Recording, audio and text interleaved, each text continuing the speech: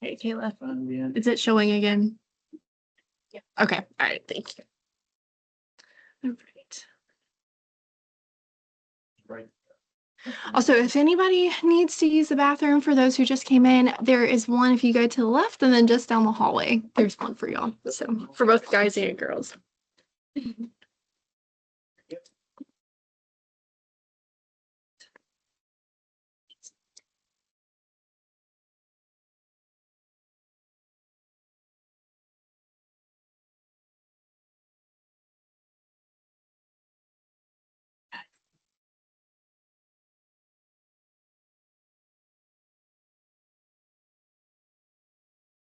Well, she is. She.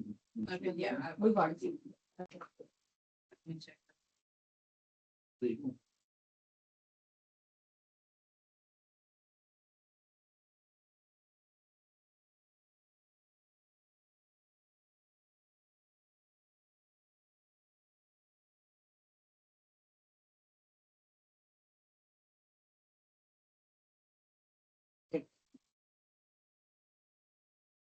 Did everybody find it wants to?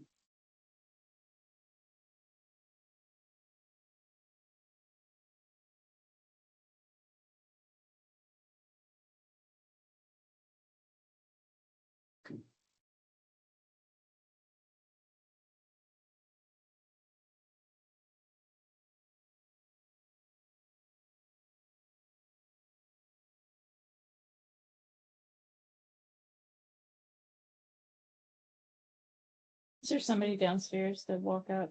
Lee may come. You know,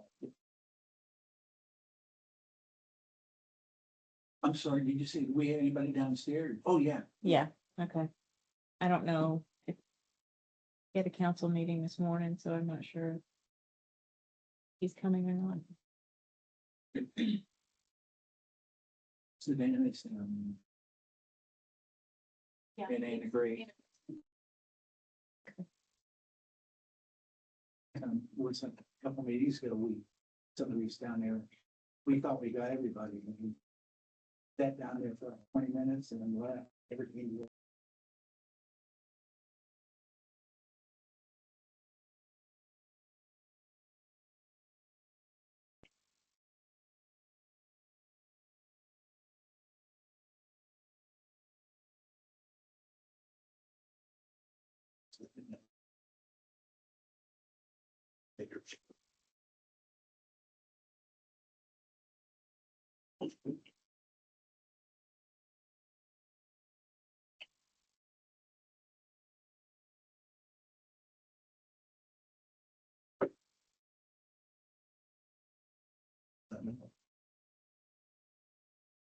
Seven. Think we still have a couple more people coming, so I think I'll wait a little bit longer for them. Looks like Savannah's bringing some folks up, so that's good. Good morning.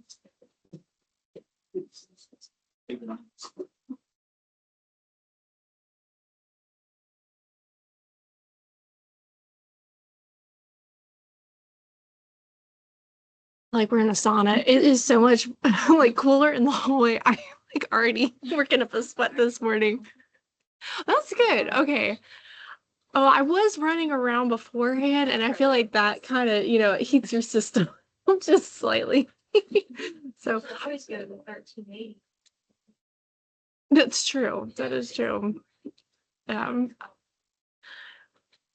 was telling them how the buildings are a little bit, they're two separate ones. And so if one side it's warm, the other side it's cold. But we also have the boiler and chiller running at the same time. And so last summer, one of the chiller or the boiler broke down, so it made it frigid throughout the building. And then the next week they had worked on the chiller, and then the chiller went down, so it was sweltering throughout the building. And they even had to bring in like the movable, I guess, air conditioning units. So poor Woody had one in his office that portable air conditioning unit. Yeah. So I think you lost a little bit of hearing that one.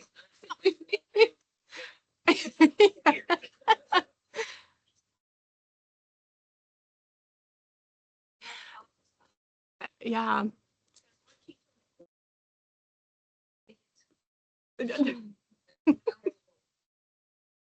Yeah. Morning. Yeah. His is always cold. Okay.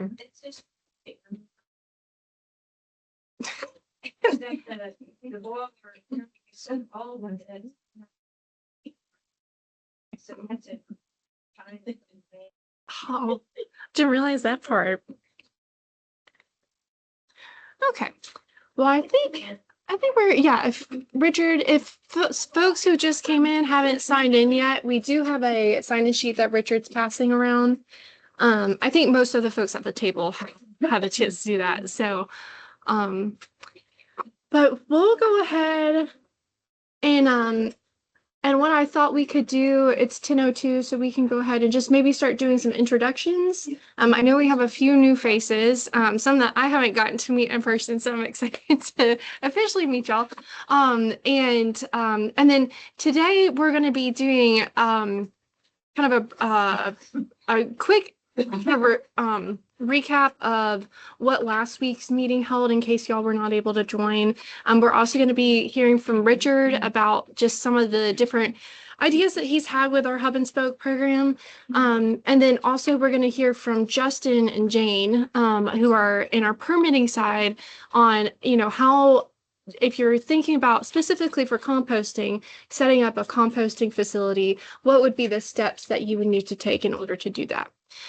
So before we actually get into that, I wanted to just give people a chance to quickly introduce themselves. So for those that I haven't met, I'm Grace Ann Martin.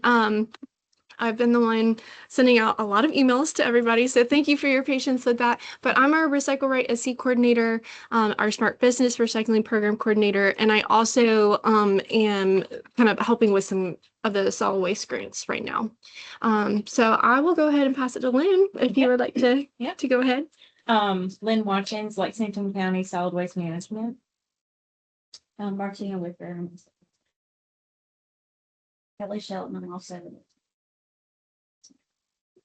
I'm Danielle Alexander. I'm founder and CEO of Wastelands. We help cities with turnkey hub and spoke solutions. We tested with Myrtle Beach, a full hauler, smart bin, hub with Denali. So an end-to-end turnkey supply chain aggregator for hub and spoke. Kayla Meyer, I work here at SCTS, Emergency Action SC, information coordinator and batteries. I'm Larry Cook. I'm Director of the Office of Sustainability at USC. Damian Hopkins, Waste and Recycling Manager at USC. I'm Richard Chesley. I manage the Office of Solid Waste Reduction and Recycling. Woody Barr is also an Office of Recycling and deal most of the waste tire grants and implementing other grants. I'm Ava Baker, Clarendon County Solid Waste and Recycling Coordinator. Justin Kuhn, I'm the manager of the Solid Waste Permitting and Monitoring Program at DPS. Jane, Justin, I did permit.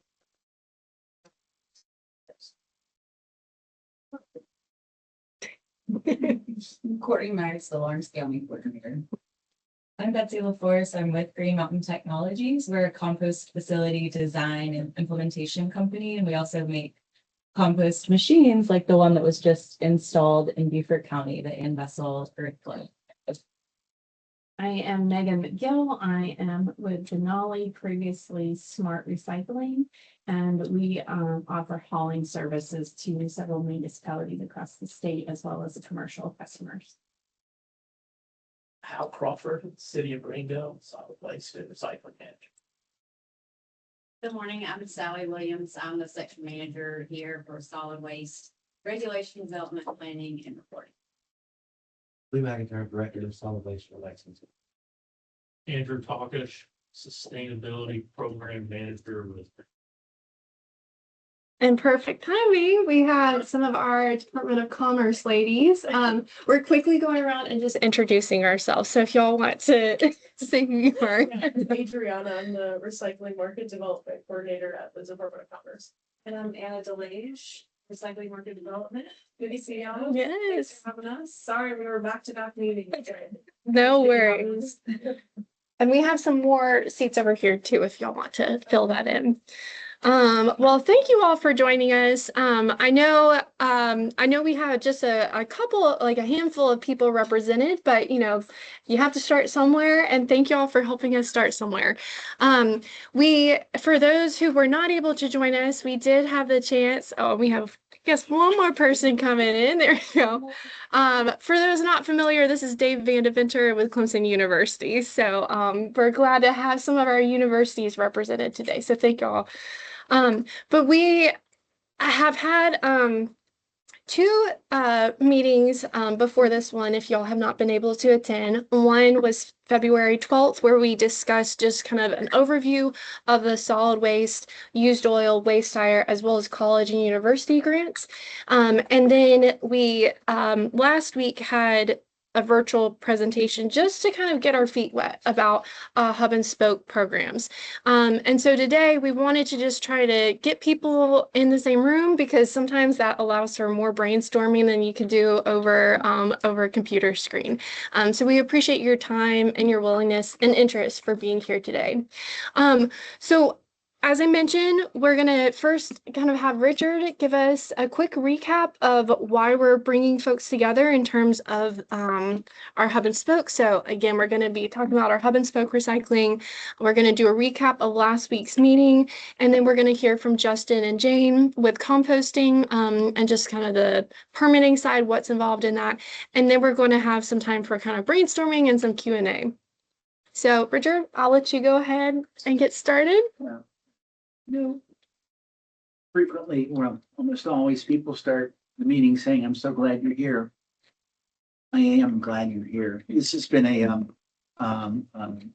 long time, for lack of a better word, corny word, dream of mine. To finally get something going on diverting food waste from landfills. We never had the money with all the other grants, et cetera. So we finally have the opportunity to do something. And we're very excited about it. I will also say, quite frankly, we've been trying to do it in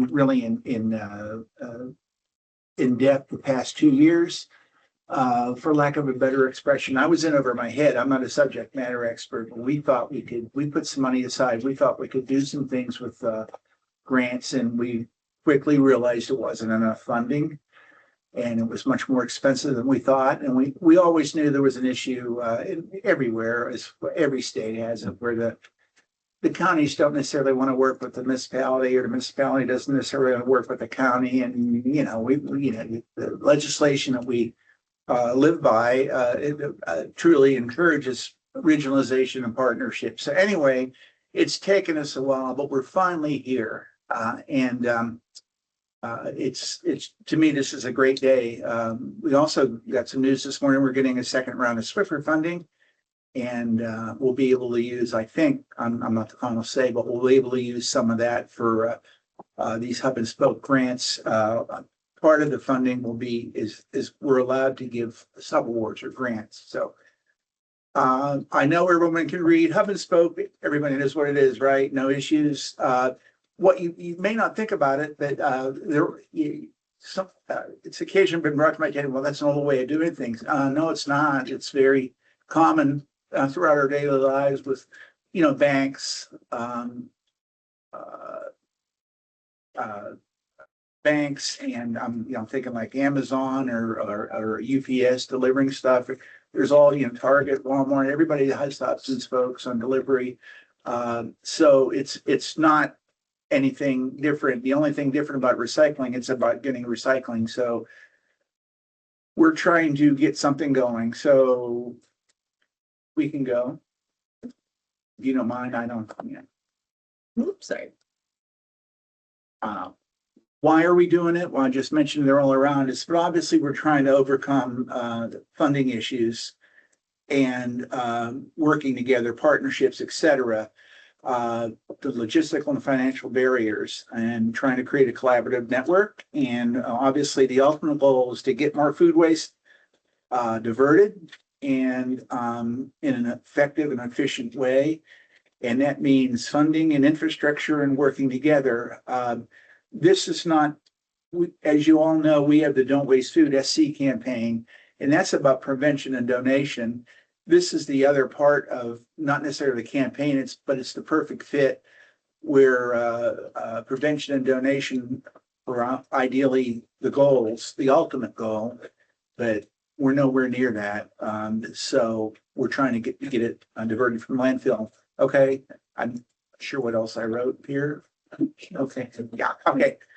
The big ticket item is in a lot of ways providing funding, but we can, a lot of smaller counties, I'm talking smaller as far as population, more rural, they don't have the wherewithal necessarily to collect everything they want to collect or could collect simply because they don't have enough material. It takes a long time to get enough material to take it to market. So there's all these market issues for them. They can't do as much. But what we're trying to do with the hub and spoke is not only have some of the larger counties like a Greenville or a Lexington or Horry or a Charleston, if they're willing to be the hubs to help fund the hubs on equipment, et cetera, and help fund the spokes on equipment and transportation, et cetera, so you can get your material to the hub where it can be processed and then sent to market. I think all this speaks for itself. It just, it's all, when you do this, the ideal situation is you get more material, cleaner material, less contamination. It comes in higher volume. You'll get a taste of what we have to do. If I haven't returned your phone call, I haven't figured out the process. By the time I log in and get to the call, Screen goes to sleep, and you can't get to it. So. I don't know who invented it, but they should be tased. Share infrastructure and speed. There's, I'm sure all of you know this. That's to me, what I'm trying to say in the short term is it makes perfect sense. The hub and spoke. We have limited grant funding, and this is a chance for us to make that grant funding more efficient and collect more material and more valuable material that can be sent to market. The obstacles, obviously, if you go back just a second, one of the pushbacks we got from counties the past 2 years, you're going to get us funding to start or help us start, but we're not going to be able to continue the program because I don't have it in my budget or I can't do that. And I get it. We get it. That's an issue. So, okay, next one. And here's another push. And anybody has any questions, I'm sure this is going to be available. You can just ask a question. On the hub and spoke, food waste diversion is our top priority. Why? It's the number one item that goes into South Carolina's landfills. We just had the MSW characterization study. We got a draft and we made final edits, but it confirmed what we already knew. Food waste is the number one thing going to South Carolina's landfills. Organics actually is number one, but as a category, but as a commodity, food waste is the majority of the organics. Roughly 1/4 of what goes into our landfills based on this study is food waste. And I think the average tipping fee is $43, something like that. Also, I think Charleston's, they said the other day, was 100. But you think about what's been disposed of in the landfills, and I think it was 800-some thousand tons, and times $43 and all that. It's a waste of money because the material can be converted into a very valuable product that can be sold and helps. Most of the jobs are local. It's just again a perfect fit. But food waste, if you want to do a hub and spoke on glass or whatever, we're all ears, or another commodity, not necessarily tires, because tires has separate funding with the $2 fee, and we are, we are in a place now with the revised legislation. Once we get about a year in of the funding, maybe a little longer, we'll be able to grants to businesses, et cetera, for market development, working with commerce and all that. So there's a different avenue for tires, but if it's another commodity you want to talk about, we're all ears. But I think all of you can understand that it's food waste being the number one item. Somebody have a question? Okay. Then finally, and Justin can talk much more about this than me. We have a capacity issue or upcoming potential capacity issue. In fact, I got a link this morning, Justin, on legislation and they introduced on capacity. I meant to, I just got it this morning. I sent it to Stacy and some other people. I need to send it to you. But capacity is an issue, and we don't want Horry County shipping waste to Richland County, having trucks in the road and all the emissions and all the costs for the consumer because costs will go up. I think all that makes perfect sense. And I did spend some time and did crunch some numbers. Again, all these are estimates, but currently we have less than a 2% recovery rate of food waste. I'm not saying Don't Waste Food SC campaign of prevention and donation isn't working. I think it is. One thing we need to do is get share tables going again, but it's still too easy to throw things away. And it's cheap and it's easy and it's convenient and all that. So we have a long way to go. Next one. Sorry, what else we got? Yeah. This is what we're doing. We're rebooting this. The past couple of years is kind of prologue, preview, whatever you want to call it. Now we're I'm really feeling good about this. We're in a place where we're going to be able to do things. Our goal is by September, have grant applications out. We do want to, we're going to continue stakeholder meetings, as many as we need to get everybody on board. And we also decided and got approval for come in, guys. We're going to do an RFP for basically a 2-month study of the current infrastructure, amounts of food waste by region, et cetera. Everything, we're going to do a much deeper dive into food waste. Ultimately, though, what we're going to get is recommendations of what we can do in South Carolina with the money we got. So I know, again, everyone can read. So that's the plan. That's what's going to hold it up just a little bit. I've had multiple calls on this, and yeah, I'm working an RFP. I hope to have it done by tomorrow or Monday. I'll go through the approval process, get a vendor, and again, it'll be like a 60-day study. We'll have it this summer, and continue to talk up to that time and decide what we need to do with the grant funding we have available. We have set grant funding aside, and as I mentioned, we should have, if it's approved by administration with this new Swiffer funding, we should have about $300,000 additional funding that we can give, we can award, and that's what we want to do. Everybody's on board on this internally, Myra on down, because it makes sense, and I think we're going to be okay. Anyway, what's next? I'm not sure. I don't have it in front of me. Again, a reminder, I got a lot of questions. How much money you have, this and that? I can tell you how much money we have, but nothing's finalized. We do have about $2 million set aside, which sounds like a lot, but it's not, because equipment's so expensive.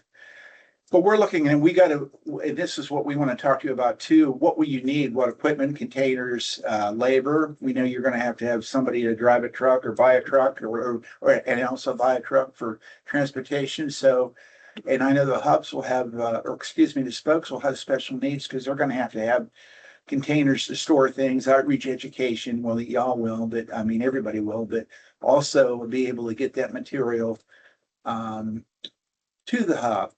The hubs will be required, when I say required, they'll have to make sell it, that they have county buy-in or municipality buy-in from the leadership. The councils are on board, everybody's on board, and you have some spokes lined up. And here's your 3-year plan or whatever you're planning on doing. We're going to put all the money in we can and can keep this going, I hope, for the next couple of years. I don't know why we wouldn't. But having said that, I know that at some point the counties will be forced to step up and keep the program going. And we want to get you set up to the point that you can at least break even. Haven't even talked about if we earn any revenue on the food waste or whatever from the hub, from what the hub does as far as processing and marketing. Haven't even talked about how we may split that or share that or whatever, but that's something we will need to talk about it with any luck that it works. Next. Are there any questions? I hope I didn't confuse anyone about my fault. And everybody good? Does it make sense? Be honest. Is what we're trying to do make sense? You good? Richard, do you know how you're gonna allocate the money yet? Yeah, we're giving everything to Lexington County. Yeah, a great start. No, Okay. I mean, we're gonna put grant applications out. Last week we got a great, and we've been waiting for some of the early applications weren't quite there yet, but we've been working with Lexington County. We had been on a potential program, and Greenville County's really stepped up and done a lot of good things. So and we've gotten a couple of great, this is what we would do, nothing formal, but just some great ideas. So I went to my bosses last week and said, I've been waiting for these type of initiatives for a long time. And I think we're going to be finally there, but no, we may give out, depending on what the hubs and spokes need working together, we may give out two grants, 3 grants, 4 grants of the money we have. I don't know, but we plan to keep the program right now. We plan to keep grant funding available as much as possible with our limited grant funding internally, just to keep helping you out. And I'm thrilled about the Swiffer announcement this morning. I got an email saying we got funding, and again, we can, about $300,000 of that funding can be used for grants, and I'm hoping that's what we do. I'm not going to say that, no. We don't have anything decided yet. Any other questions? And for those of y'all who are joining virtually, if you do have questions, Kayla, can you just monitor the chat to see if they put those in? I don't know.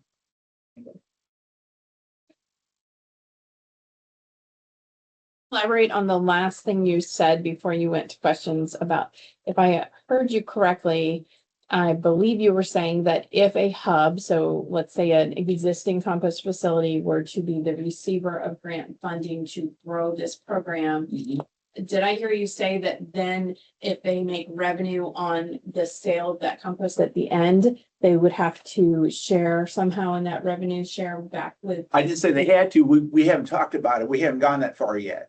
So no, I don't know how that will play out. No, nothing is decided. Nothing's finalized. I'm just assuming with any luck that we're going to make some money on it, or at least break even. If that's the case, that would be great. What are we going to do with it? So no, that's what I'm saying is we need to talk about it.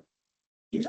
I'm curious too about potential composters that might not be in a place where they would be either like seeing the available grants, thinking that they might have a role to play. So I'm wondering if Department of Commerce, and I keep wanting to say DHEC, Department of Environmental Services, might do any outreach to target, for example, maybe results from the RFP showing like this municipality has an existed permitted landfill. They could put something like an in-vessel composting unit, do a drop-off program.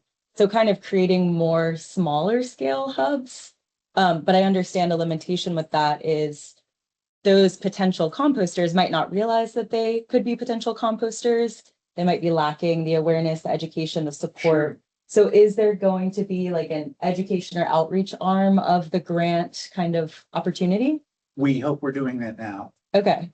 And I know I've talked to several vendors, and that's one of the reasons we're doing the RFP. Mm-hmm.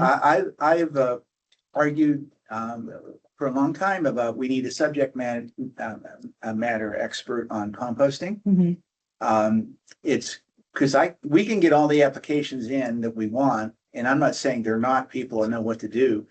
What I'm saying, at least in my area, well, we wouldn't know if that's a good idea or not. Mm-hmm. I mean, you could fool me pretty quickly. The 3rd or 4th paragraph, I'd be lost. But I'm not a science guy.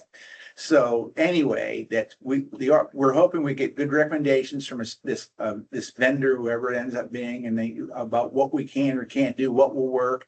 And we are looking at, and I talked to Myra about it, maybe we can get a subject matter expert in here where we could make sure the applications make sense and it's realistic. So short answer, yes. And we're going to be doing all that as much as we can. But I have already talked to vendors and we already have talked to some spokes and talked to some hubs. So we're getting the word out as much as we can. Thank you.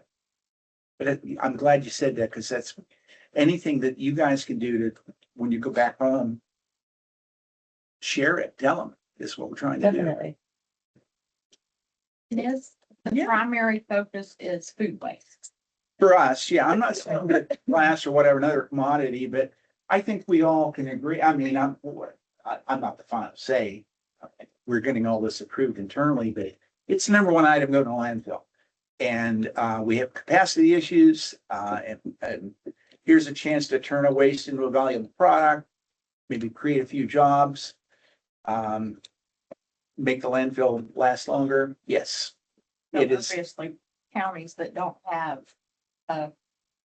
we only have a C&D landfill, so we would obviously be a spoke to try to, yes, that's where I get this stuff, like, have to ship all of ours home Yeah. anyway. What, and that's the point of the, regionalization, et cetera. We don't have much infrastructure. I'm trying to remember. I think Ori's doing it. They have 5 locations now, but residents is a drop off. Greenville's doing some great things. Trying Buford, In Charleston. Charleston. Yeah, there's some stuff going on, but there's not enough. Anyway. This is this is like the Wild West. We got it. We're in the wagon, and you and I are out west, and we're going to find somewhere to put a couple stakes down and start living. Other than that, we just hope we make it and don't drown in the river. Yeah. Do you have, Meg? I was gonna kind of piggyback off of Betsy's question and your response.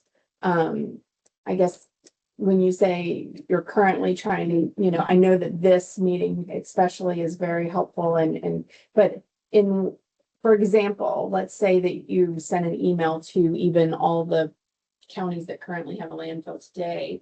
If they see that email and are thinking something along the lines of what she said, the only role they could play is a spoke, like they don't even know yet that, for example, an in-vessel system might be easier on the permitting side and that they could be a potential. So I'm wondering when and if you do that study, maybe there's an opportunity once you see the results of that to have a more targeted conversation with some of those. That's the plan. That's why we're doing a study. This is what the guy said. What do you all think? And I would push back a little bit. We've been pushing this for 2 years. Yes, for sure. I know it's not because we haven't tried. Yeah. And I mean, I've rolled on the floor and whined. I mean, why they? But yes, I definitely don't want to take away from your efforts. You have been an advocate for a long time, and I appreciate that. But I know Coke and Pepsi advertise and lawyers and Right. every day for a reason, and tell everybody what's going on. Share it. We're not trying to keep anybody out. Yeah. Part of the issue right now, the bigger issue, which I didn't mention, but to me it makes sense. I know you would know. It's great to get it from residents from home. Most food waste is created at home. I mean, not but that's a given. But unless there's curbside or some sort of super convenient drop-off sites, I mean, will restaurants be the original target? I don't know. I don't know. We got to figure that out. I'm glad you mentioned that, Richard, because one of my questions today was going to be, for example, when Charleston County originally started taking food waste which we've talked about on the last meeting, that they partnered with the city and provided grant funding to businesses. Could a municipality use this grant funding to then disperse it in a grant funding role like that? Or could they not, because that would be, or could they subsidize somehow so that businesses or commercial facilities could then take advantage of You mean for provide grants to businesses? From the a municipality gets a grant from us and they do sub awards? Is that? that or in some other way subsidizing. I, maybe. Okay. I don't know, honestly, I don't know. I'm not, I was involved in the grants till Stephanie came over in my section and she very selfishly retired. And we've all suffered because I'm getting in trouble almost daily on grant reports that I've never done. All I did was sign them and put in the 4 bullets that we did. And now I'm going to the big house apparently in March, so I don't think I have to find out. Yeah. Diving into this grant world as well with Richard. I think that's just something that we could talk with EPA about and just, because that's half of this is getting the ideas. Right. And just coordinating with them. So it's definitely something I think we could have. Yeah. Sally's going through it now and she's been a huge help on Sally, even internally. I mean, it's It's a whole different world. yeah, you get EPA approval and you got to go back to the administration. That's what he said we could do. Well, we want to do it. So I'm just being straight on that. It's just, it's confusing for, we're not sure how all that will play out, but great question. Obviously, I'm a huge advocate of the residential drop-off program as I near and dear to my heart. But I do recognize there might be other opportunities that, with a little creativity. I mean, obviously we've expanded to universities, but also things like I've taught to the Greenville Zoo and, because that's city owned, but also what other types of facilities are owned or run by a municipality that are creating a large, chunk of food waste. And maybe, with a little creative thinking, we can come up with other ideas on how they can divert a large amount from a one location or a small portion of locations. And no matter all the grant funding, it's still going to be costly. There's going to be equipment to buy that we can't do everything. I do want to reinforce, so I know this question that came up and we've been going back and forth on it, but really, it can be a college university as the hub. That's fine. It could be a county government. That's fine. We've talked a little bit, haven't gotten very far, but there is interest now from the Department of Corrections could be a hub, given the fact they generally have free labor and they have, is it 5? I can't remember. I'm 5 facilities in the Midlands. So if they had the equipment and all that, and then you have Fort Jackson. So right here in the Midlands, there's a lot going on, and I know Lexington County's trying to put something together, and there's a lot of places they could get food waste from. Pardon me? Private. Yeah, I don't. I defer to Sally. We'd have to figure that out and ask, right? Bless you. Just on the note of the Department of Corrections idea, and y'all may have heard of this or seen it happening in other states. It might be happening in South Carolina, but putting a composting infrastructure at a prison provides a really great opportunity for a job skills training program, like reentry program into, back to life and back for the incarcerated individuals. And I've seen that be really successful in Ohio. So there's some strong examples around the US, and that could be a cool target of the grant, not just let's collect food waste from a prison, but let's partner it with this job skills program. It's and plus they have the space. Yeah. Right. And the waste. Yeah, sadly. and the way, Yeah. yeah, they eat 3 meals a day, yada. Right. Yeah, it's. Earn your keep. Right. Yeah, and labor and. And if that's partnered, in a county with a facility or that's going to be getting a facility, they could then potentially be eligible for a job, right near where they live. Yes, thank you. Yes. You're right. So again, nothing's final, everything's open, good questions. Anything else? So I would just piggybacking might be helpful maybe as you start to answer some of these questions to put together an FAQ on the website. Because I can imagine can you partner with, can you sub award to a business? That would be a good question to answer too. And so once those questions start to be answered. It's not a bad idea. Great idea. We can do that. And then we could also collaborate on an infrastructure map, you know, to Betsy's point, as far as like, you know, maybe it's beyond just infrastructure, but who are the players in this space? So if you're in a rural community and if you don't know that, you know, who is even out there that I could partner with, well, they might not know Betsy's out there, or they might not know that Danielle's out there. And so, you know, putting a list of, you know, who's in South Carolina doing this work and what are they doing and how may you connect some of these resources? And that's part of the RFP we're going to be trying to do. And we have most of the information. I know they'll be asking us, do we information we already have, but anyway, yes, to all that. I agree. Who's out there, who's doing what? Where are the weaknesses, where are the strengths, where's the best potential and all that. Just to piggyback on that, anecdotally, I used to work for the Coastal Conservation League. So policy, project work, and composting and waste reduction was a big interest and passion of mine. So one month or one project, one of the things I worked on, huge fan of the solid waste annual report that y'all worked so hard to put together, but taking that data when it was released and looking at, I think there's 105 type 1 permitted yard and waste mulch facilities. Right. And in the report, it has the location, the name, the business name, phone number, contact. So I called a lot of those type 1 and just said, hey, I'm just doing some research and I'm curious, can you tell me about when your permitting process to get a type 1, did you consider doing type 2? If yes, you know, why didn't you? Or are you aware of this? So I had a couple conversations, and unsurprisingly, a lot of the responses were, you know, food waste is really nasty feedstock. We're afraid of contamination. And all of that makes total sense, to not want to take on that kind of beast of a additional feedstock. So I think to your point, you know, maybe reaching out and offering to help support, like, would you be interested in this? Here's the reasons why it could benefit you as a business and your community. We can help you in these ways.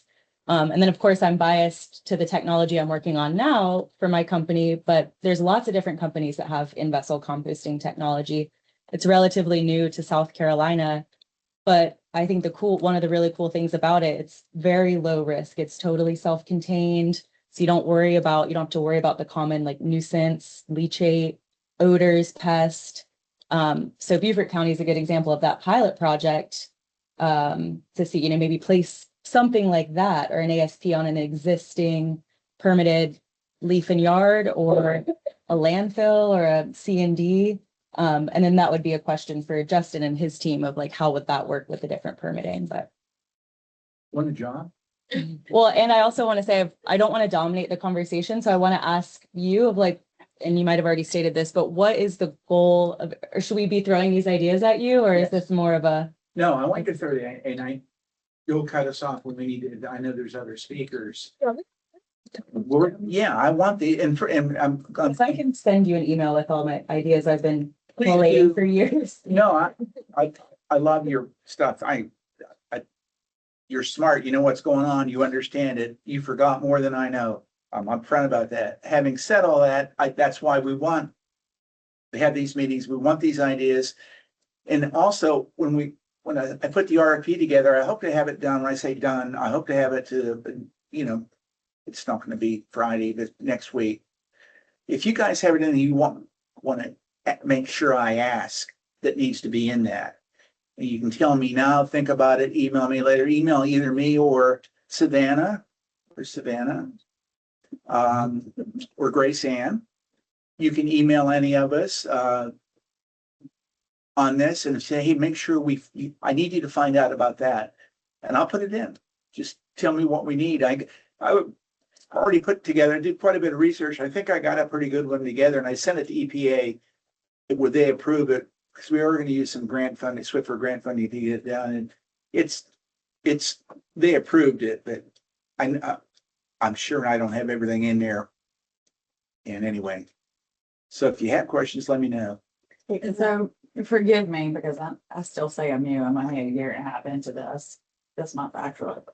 And it may have been said in the past 2 meetings, but I'm unaware of the in-vessel composting. So that may be something, because I've been talking with counties that are kind of close to me and going to see their whole setup. And one of the biggest things that we've talked about is, we don't really want to do a vote because we don't have the manpower. Obviously the equipment, and I know the grant will be there, but if that is something that could just say, for instance, I'm not a landfill, I'm just a transfer station. But from the way you're talking, it's literally. It's like a shipping container. Right. They may be more open to doing that if they know about that, because that sparked my interest. Well, maybe now, if that's something that we could look into, I might be interested into it, like the county. But I don't know if that was said in previous meetings, what that is. And I never knew what that was either until about 5 years ago. I went to a United States Compost Council conference. The company I work for now, I saw their booth. I saw this machine. What is this? And then 3 years later, after begging them to hire me, I'm like, we need these in South Carolina. We need these all over the country. This is like the answer to a lot of our infrastructure problems because they're easy to deploy, 4-month lead time, you order it, they're built. The team goes, plugs it in, and you can start putting food waste and yard waste in there and making compost in 3 weeks and selling the material. So it almost sounds too good to be true, which is why I'm so glad that Beaufort has the project off the ground now. It's something that we can go to visit and see and ask them questions about their experience. Maybe we could do have another webinar Yeah. and have it, we could have like an hour webinar or whatever. 75 minutes. I thought, so in 2010, Clemson started their compost program. We built it, with infrastructure to collect, process, and sell. And we call it the Cherry Crossing Research Center for a reason, because we want that to be a hub for research. So we've had peach farmers and packaging science people come through and try different projects along the way, but we have ASP, we have an InVessel, we do StatPaw, we have Windgrow. We've done soldier flies, we've done vermicomposting, so we can use that if you're interested. We could use that as a tour site to give people, and I think your idea as well, Betsy, on Beaufort County's got the new system as well, so to learn more about in-vessel composting, and obviously there's a lot of opportunity out there with US Compost Council. That would be great. And just for like the upstate region, that would be great there, because I've also seen Green Wolves, they're composting, and that's a great operation. Sure is, yeah. But my county originally does not have the resources to do that, right? Working towards that, but that may be a better option for us. Well, again, would you like, let's do a webinar and have We a have couple to. speakers, Betsy. Yeah, and the company I work for, other equipment providers, Yeah. we could hop on and talk a little bit about what Dave's saying. Here's the different options and Here's an option scales that you may and not thought about. yeah. That's perfectly fine.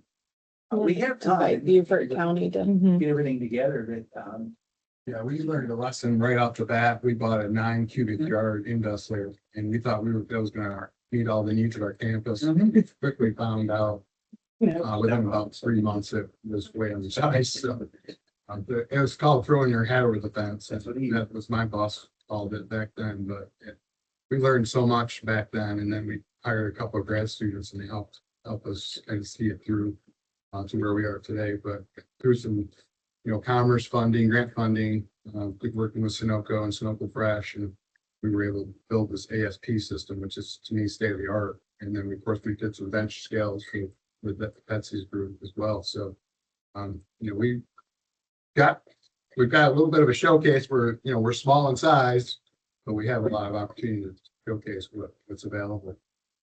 that's awesome. I love it. I love this big Clemson. It was very interesting, the technology, like we looked at app, like it's crazy that you can compost on your phone. We can put that together next couple of weeks and do it. And again, you guys spread the word. And What's your timeline? Getting the grants posted. ideally, we'd like to have them out by, my goal is September. So we're looking at the report coming back, the study. And the study it will only be, they have to turn around like in 60 days.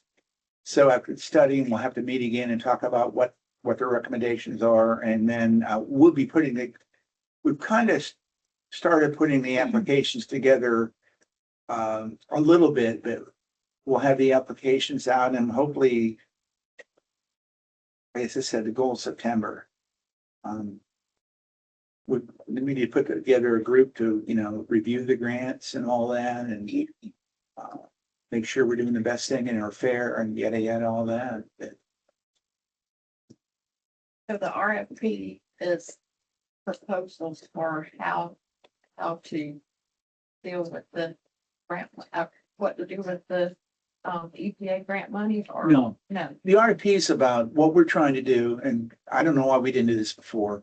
We did the MSW study, basically, and Sally's now doing the new state plan, that we realized once we were in the MSW study that we wouldn't get enough information back on food waste. So we talked to our administration and they approved that we could use some of our grant funding to do basically an addendum study from another vendor, whoever gets it, of a deeper dive into food waste. We have numbers from reports and all that, but we're going to have someone that really, this is their area of expertise, that review our infrastructure or lack thereof, amounts, weaknesses, strengths, obstacles, all that, and come back to us with all that and recommendations. This is how you can move forward to make this work. The one vendor I did talk with, I wasn't optimistic we were going to be able to make it work, but because it's always funding. But that's what that's what it's about. Did you guys have a chance with I came in, I think last week, a few days ago? Yeah. I figured it was last, finally, after 2 years, got it. And I apologize, but I just, anyway, we can talk about that Yeah. later, but that's a Yeah, I'll that's a say process. what Andrew's doing in Greenville County is. Yeah, It's we're awful. looking to go full. Want it to be larger. Yes, you're putting your foot on the gas. We go see Andrew because we've got it going on. I agree 110% with that. But that's, we don't want to blow anybody out of the water. You sure? Well, Ringgold's got it going on. and with that, we can, if you want, and we'll have more time for discussion. And I'll quickly, we had a few folks who came in. I think, let's see, Savannah Murray, who's in the back. I think most of you all have had a chance to meet her at the annual workshop. Savannah, if you want to quickly say what you do with our office.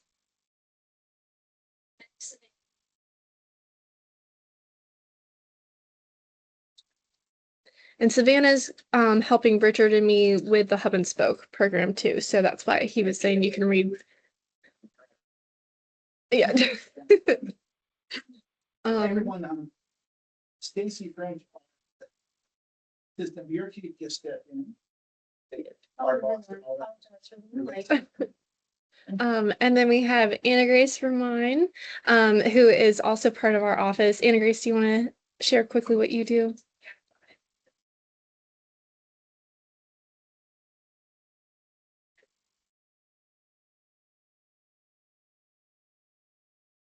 Yes. So our green government initiative, we're trying to build that back up with Anna Grace's help.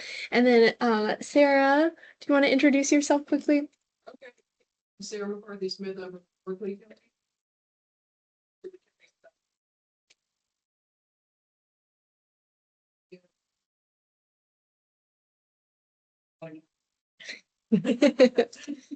All right. So I just we did at the very beginning. Yeah. These were just some folks who snuck in while we were talking. So I wanted to give everybody, for those of y'all who weren't able to join last week, as well as just kind of having a quick summary of what we discussed. I thought it was a good segue, Dave, into kind of highlighting the places that already have composting set up throughout the state. So last week we heard from Charleston County, Horry County, and Greenville County on their programs. And then we also have a few counties who have mentioned kind of what they would be interested in doing in terms of setting up a hub and spoke program. So Charleston County, their program is one of the oldest in the States, and that it launched in 1993. And it's shifted from kind of being specifically county run to now it's public, and it's a public-private partnership with McGill Composting. So McGill is technically the one doing the composting at their county facility. They have a lot of residential drop-off sites that are kind of put throughout the community. So this is just an example. You can find them in different parks throughout the city of Charleston. I think city of North Charleston, at some of the different islands around the area as well. So they focused a lot on kind of the residential side. So if you wanted to brainstorm with them, if you're wanting to do more of a residential setting, they would have probably some good ideas on that. So they already have a lot of their cities that are serving as spokes, but they are open to partnering with other counties or cities in the surrounding area to also serve as a hub for folks. They do use Denali or Was Smart Recycling as a hauler. And in terms of, I guess, them doing kind of the hub and spoke program, as of right now, the municipalities are responsible for funding kind of that hauling and the collection side of things.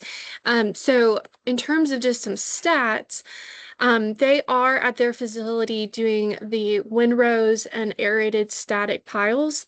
In 2025, they had, around 210 tons that came from residential food recycling, 2,000 tons that came from commercial food waste, composting, and then 60,000 tons that was contributed through yard waste, that they were having to handle. Richard mentioned this earlier, but their tipping fees, are $100 per ton for municipal solid waste, but $15 per ton for food waste. So for them, again, if when they are working with spokes, the spokes are responsible for covering those hauling fees. So working with the haulers to collect that food in the first place. And that hauling fee also includes that tipping fee. So that's where that $15 per ton is coming. And if you all have questions, I can connect you with Christina Moscos, who was the one who spoke last week for them. And then Horry County, they officially got up and running in 2015, or at least in terms of their type 2 facility, which is the one that can handle food waste. So for them, they have a system where they do windrow, and they have like a specific catalyst that they put in that windrow to try to get things moving along a little bit more. I think, and Justin, you may be able to help me with this, but it sounded like they originally were doing kind of type 1 composting, so that would be more the yard waste. And then in 2014, they started looking into, could we start taking that type 1 area and have some of that be converted into a type 2 facility. So I think they have like 4 rows that are devoted to type 1 and then 4 that are devoted to like type 2 or something along those lines. So that type 2, again, that's the one that's going to be using food waste in their material. And they, Andrew, you may be able to help me. STA, do you remember what that stands for? Okay, seal of testing assurance. So both Horry and Greenville County have that seal of testing assurance that they send off material to go be tested, I guess, on a monthly or yearly basis to make sure that the product that they're creating is a good product. They also use Denali as a hauler. So they are trying to figure out their residential recycling pilot or their residential composting system. I think the past 5 years, they have kind of done a pilot program to see, through education and through trying to have collection at their convenience centers, how much food is being collected through that program. And they haven't seen that it's been as much as they were hoping. So I think this is their last year of trying to figure out whether or not they're going to keep that program or if they're going to maybe go back to the drawing board. They also have had a little bit of a harder time with reaching businesses. And I think some of it is just, in Myrtle Beach, you have like very tight areas to have to go and collect material. So for them, trying to get businesses on board, they've kind of struggled with that a little bit. But they have been partnering with schools to try to get material, and that's what is really contributing to their feedstock. And then for the stats for Horry County, they have a hauling fee of $46 per ton for municipal solid waste, and then $22 per ton for the food waste. And then in fiscal year 25, they handled a little over 35,000 tons of food waste. And then Greenville County, and Andrew, correct me if any of this is wrong. But with Greenville County, so they were originally, I guess, had a public-private partnership with Atlas, and then Atlas backed out of that. So they decided that they would go ahead and take that up as a county run operation. So that's what they're doing currently. They are partnering with restaurants, grocery stores, manufacturing waste, as well as off-spec products. So you can kind of see some wasted oranges. They had a lot of different examples in their presentation of just kind of that off-spec material. They do have some residential collection, but they're doing that, I think you said, at 4 convenience centers, is that right? And some of them are doing better than others, I guess, based off of the population that's present there. And they are doing aerated static piles, but not windrow, correct? Yeah, it's all ASP. Okay. It looks like. Okay. Okay, but you're not turning them.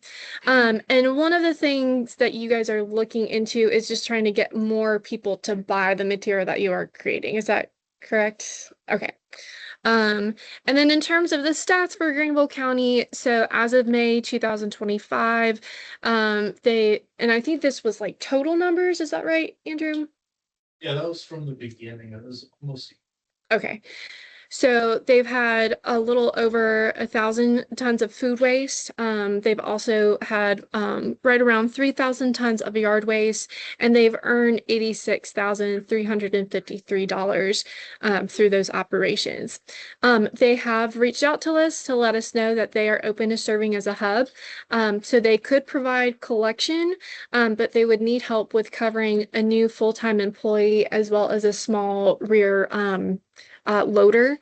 They're hoping to add in some more restaurants, and as of right now, just from their own research, they've identified that they could potentially work with Lawrence, Spartanburg, Pickens, Greenwood, and Anderson counties based off of how far out they would need to go with that.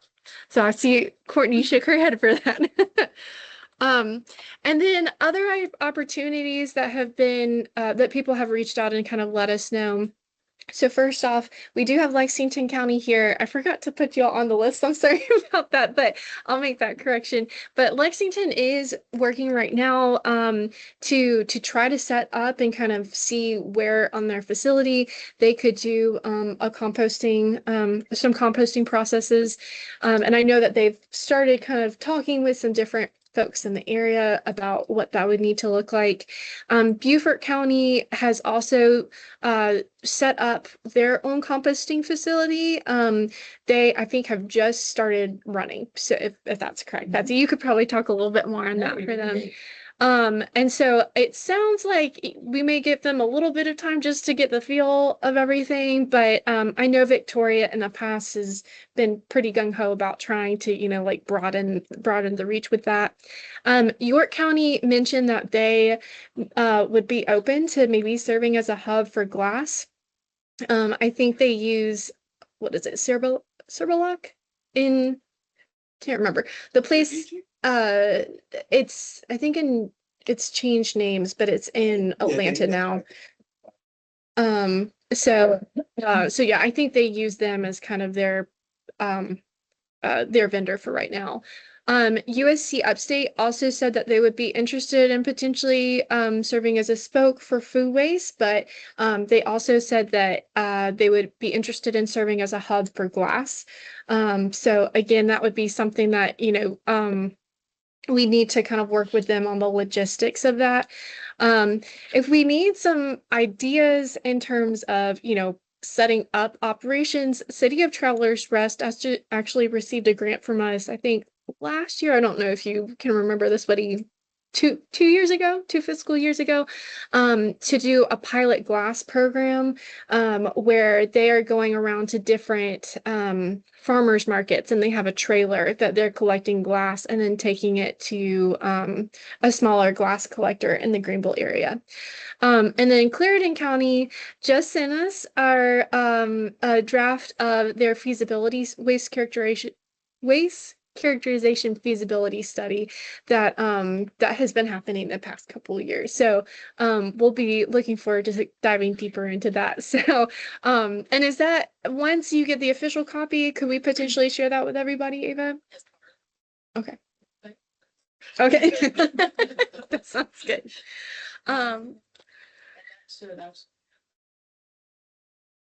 Okay. Okay, sounds good. But yeah, and Ava has been trying to work with some of the counties already around her. I know originally you had reached out to some, but weren't having as much as many biters as you would like for it.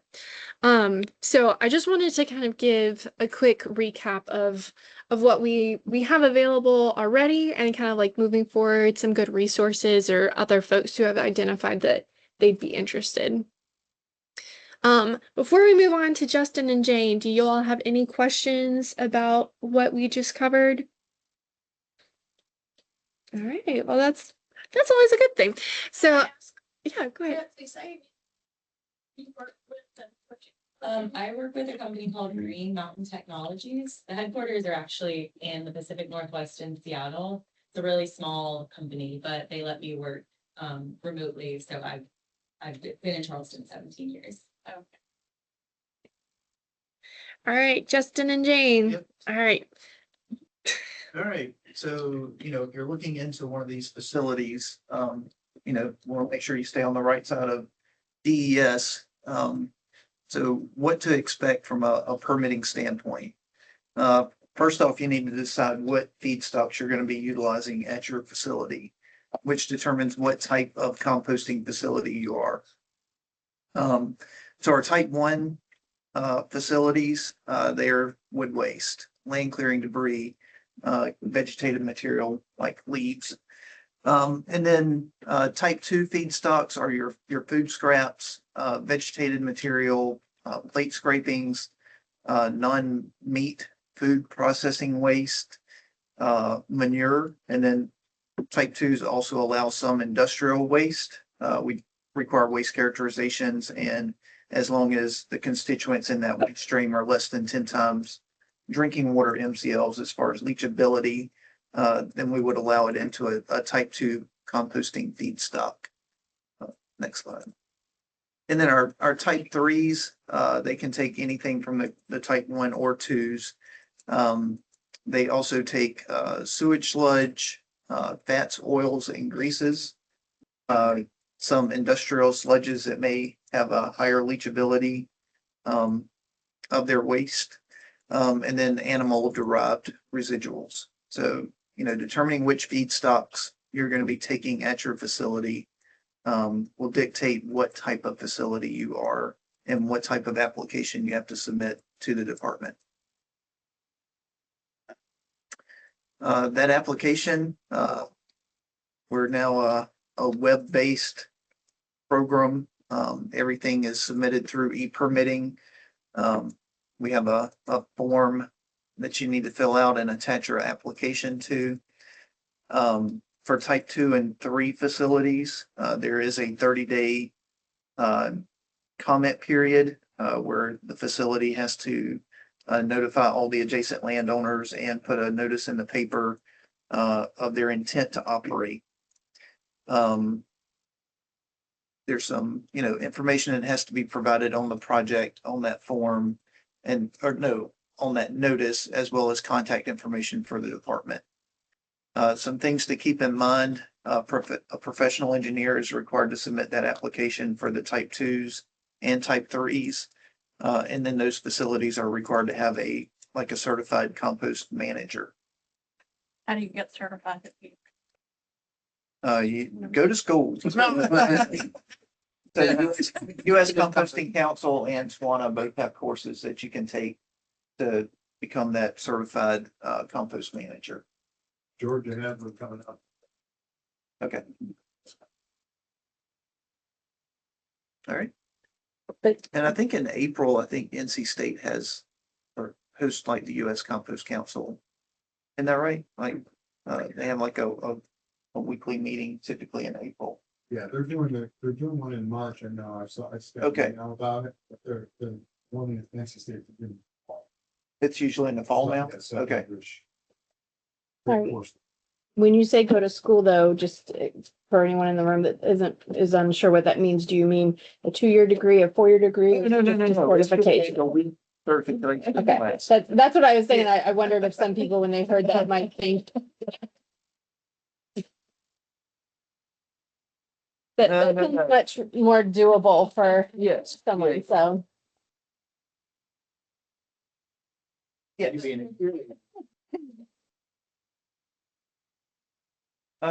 Typically you're on a concrete pad or an asphalt pad, but no geosynthetic liner. So type 3 does require concrete or something Yes. for the actual piles. Yes. The groundwater's different. I see another hand. Danielle, did you have your hand up? Oh, okay, sorry. This is I'm sorry, as far as the, in-vessel composting, is that just, doesn't involve permitting at all, or? It depends on how big the vessel is and how much material you stockpile at your site. So there are some exemptions where you're outright exempted from having to obtain a permit from the department. They are very small. I think it's like 5 cubic yards if you're taking food waste. And then there's a conditional exemption. I think that's up to 40 cubic yards for the most part. If you're a school or a prison, I think you get up to 400 cubic yards of food waste as a conditional exemption, but that conditional exemption requires you to put together a site plan and submit that to the department for us to verify that you meet all the buffers where you intend to operate. Otherwise, you have to get a permit. Richard, were you gonna say something before? we need to have this information, like Anna mentioned, or Betsy, or both on the web. I mean, when we do the landing page, just one thing we never talked about, and because I don't think we have anything to do with it, it's USDA, I think, with animal feed.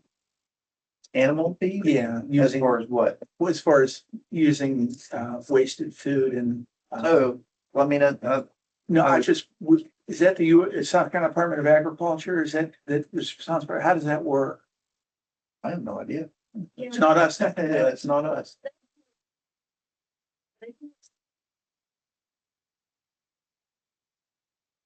Feedstock has to be certain material. Besides that, I don't think that. Restriction.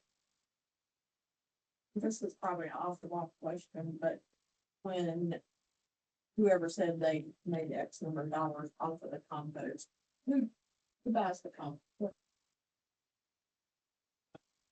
We wholesale it, so it's mostly like landscape stores. All the courses. I can add what Charleston County is doing. Everybody else there, it's there. They do, in addition to those options, they sell them to retailers. So landscape type sales, brick and mortars, and let them then retail sell it. So they wholesale it to those places in bulk, and then they retail sell it in bulk to customers.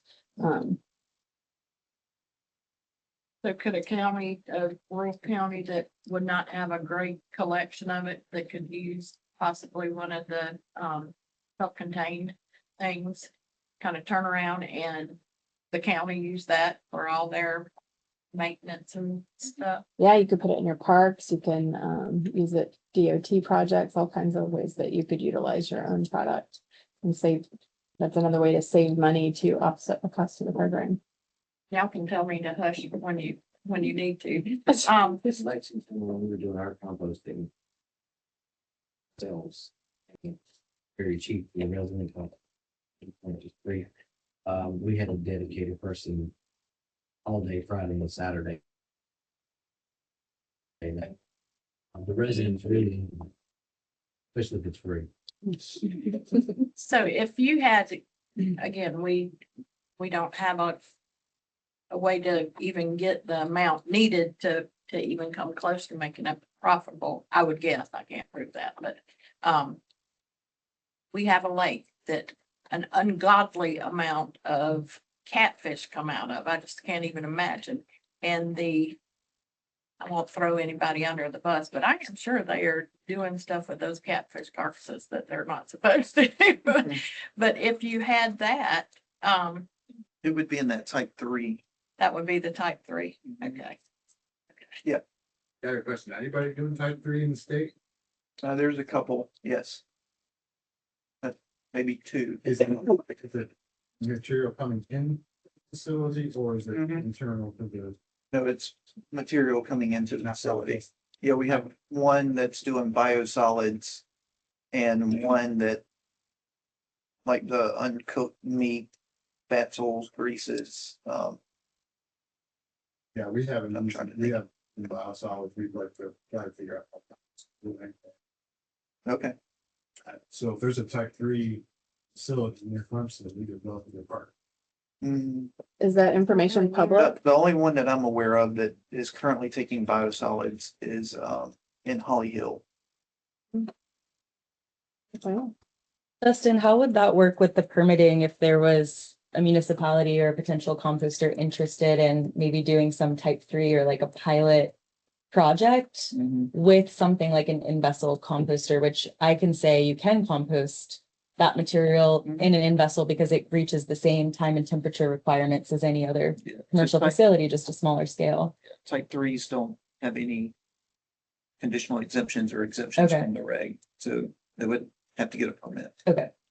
And would you mind just elaborating a little bit more on back to the Beaufort County example that was recently permitted and installed? I remember you and I talked conditionally exempt. Yeah, when I first started and reading the regs, I reached out like, how would an in-vessel fit into the South Carolina regs? And that's what you said, just have them reach out to us if somebody wants to do the project. Yep.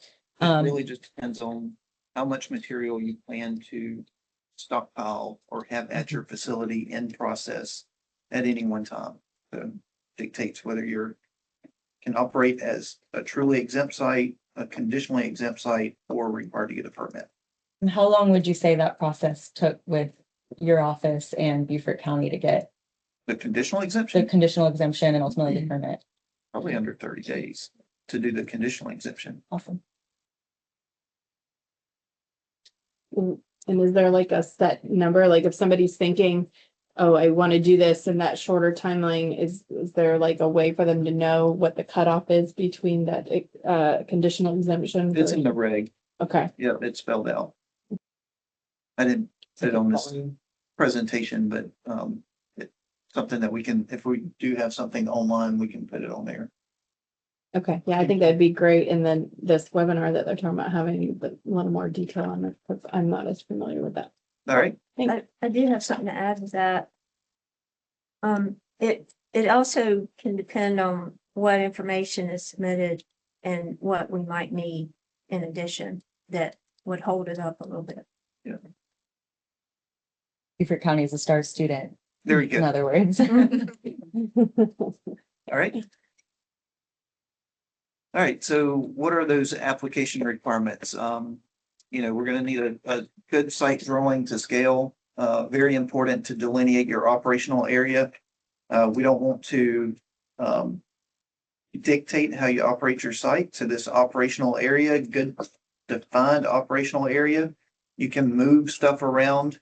We don't require you to show, hey, this is exactly where my equipment's gonna be. This is exactly where each windrow is gonna be. You define your operational area. You move around anywhere you want in that operational area. We do want to know where your unprocessed feedstock stockpiles, if they're outside of that operational area. Let's see here, location and design of process area, location of equipment storage area. Yeah. So show some of the distances like a typical, how are you going to operate, showing your distances around the piles and buildings for emergency vehicles. Locations of any fire safety equipment, signs with emergency contact information, and then, clearly show your property boundaries. And then also your buffers, which I think we'll talk about on the next slide. Yeah, so this is very important in selecting a site, making sure that you pick a site that meets all the criteria in order to get a permit. Class 2 and type 2 and type 3 facilities that require a permit are required to be 1,000 feet from residences, churches, hospitals, parks, schools, and daycare centers. I think if they operate like in a building, I think it drops to 500 feet. It's different to the vessel. Yeah, but 1,000 feet is the maximum buffer that you would have to meet. 100 feet from the operational area to the property lines, 100 feet to any water wells, 100 feet to waters of the state. And then you need to indicate buffer or access controls like fencing. How are you going to keep people from open dumping on your site? Then there's runoff and stormwater controls that need to be taken into account. And then if it's in one of our coastal counties, you also have to go through the coastal zone consistency determination. All right. Operational plan requirements. What type of compost process are you going to be an end vessel? Are you going to be a windrow that has to be turned? Are you going to be an aerated static pile? How are you going to monitor your temperature and moisture, making sure you get all that correct? When are you going to turn the piles? Are you going to move the windrows? So all this is described in that operational plan. What type of fire controls are you going to have? Odors and vector control. And then your testing criteria. If you're selling this to the public, it has to meet Class A exceptional compost. Maximum quantities of unprocessed material, in-process material, and solid waste on site at any one time. So that is the number that's going to go into your permit that you're restricted to at the site. If you're a county, town, you're not required to put up financial assurance at a composting facility, but if it's a private company that's operating or that holds that permit, they would have to put up a closure cost based on, that maximum amount of material that can be on site and how much it would cost the state to properly close that site in case that entity were to close without properly closing or to leave the site without properly closing. And then you're going to need to talk about your feedstocks and the sources of your feedstocks, and then have a good closure plan as part of that operational plan requirements. Reporting, so I think monthly you have to record them and the amounts of feedstocks, in-process materials, finished compost, and waste that's on site at your permitted location. And then by September the 1st, you have to do your annual report to the department to let us know how much material you brought in during the year, how much you recycled, helps towards our recycling goals. And you have to keep those records for 3 years. Yep. And then again, the requirements to sell your material. So for type twos and the type threes, again, you have to be class A exceptional quality compost. You have to collect composite samples. How many samples you collect is dictated by how much material you bring in during the year. So the more you bring in, the more often you have to sample. I think the least amount of sampling is quarterly, and then I think the most amount of sampling is monthly. So you have to show that it does not contain more than 2% physical contaminants by weight. It's got to be proven to be stable or very stable. And then there's pollutant levels for both metals and pathogens that you have to meet. And then another avenue for your end material would be potentially a soil amendment or fertilizer. You know, if you want to make guarantees on your product, such as, you know, oh, it's got this amount of nitrogen or it's got this amount of calcium. Those type guarantees, you have to register that product through Clemson University in order to make a guarantee of a product. Sure.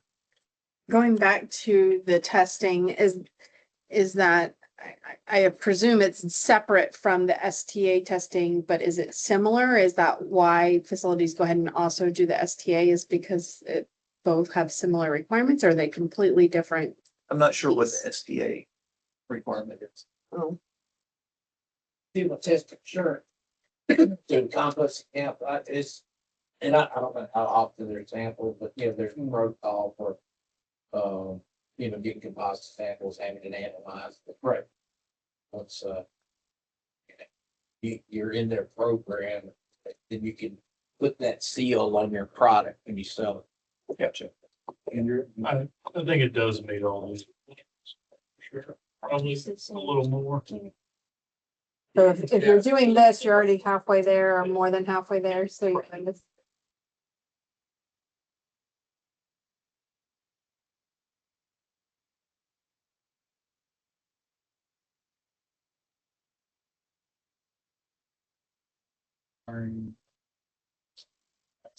Yes. So Salmonella. Clemson does not do pathogen tests. Okay. We only do just what they said, compost test. Of the metals?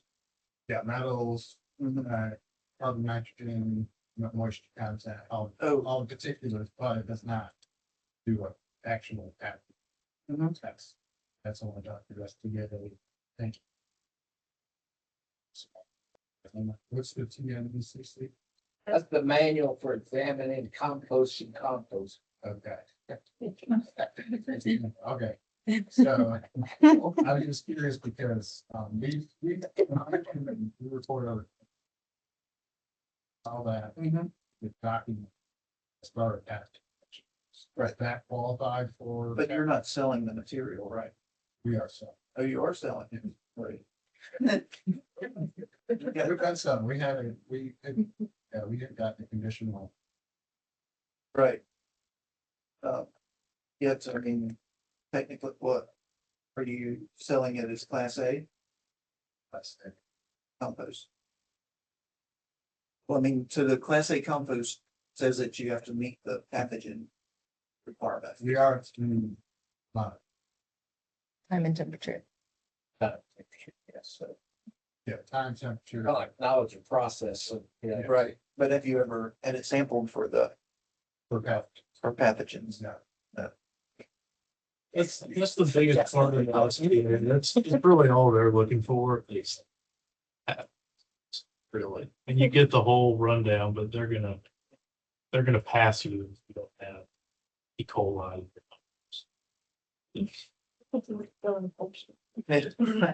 So where should they be sending to get this testing done? Is there a state-run facility, or it's in I mean, preferably state-approved labs, I think is what it says in our regulation.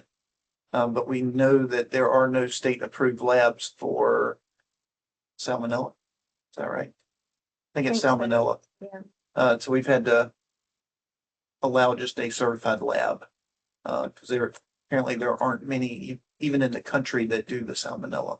The closest one we can use is Delaware, Okay, and we have to overnight ship a frozen bag. yeah, Does Clemson Extension not? no, no. No. Or he gets theirs certified. Yeah, I mean, I think there's a lab in California that Stenagro is using. Haven't heard of the one in Delaware. But that's good to know. Like I said, there's very few that will do the salmonella testing. And this is the testing and like what does it mean to be a finished compost is kind of a point of contention in the composting industry too. I'm sure many of you have heard about this, but and in my line of work with our in vessels, it's like going through the same process, hot aerobic decomposition, no inoculants, it's not dehydrating the material. But there are some products on the market that kind of claim that they're composters, but really it's like a dehydrator. So in that case, the compost would not be mature, it would be immature. So if it was applied on like a farm, then it would rehydrate and there would be like slime and mold. And so a lot of it's looking for maturity analysis or, yeah, so I think it's like CMA or CMT, which some of that you can do through like a at home or at your own facility. Solvita test, I think is the name of it. Just looking for that stabilization. Yeah, that's what we do.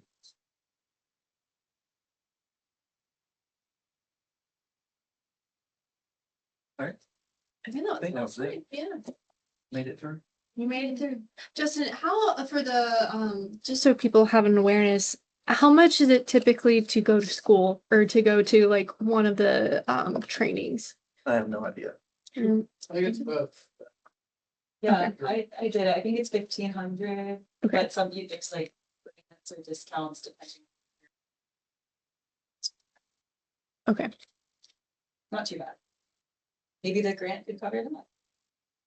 Well, we do have professional development in some of our grants. And so, yeah, that kind of got my wheels turning is to like, also, I don't know if we could potentially get somebody in to come, if we identify that these are going to be the groups that are going to be trying to set up something, like, could we potentially have, somebody come and do a workshop for those that we've identified. So,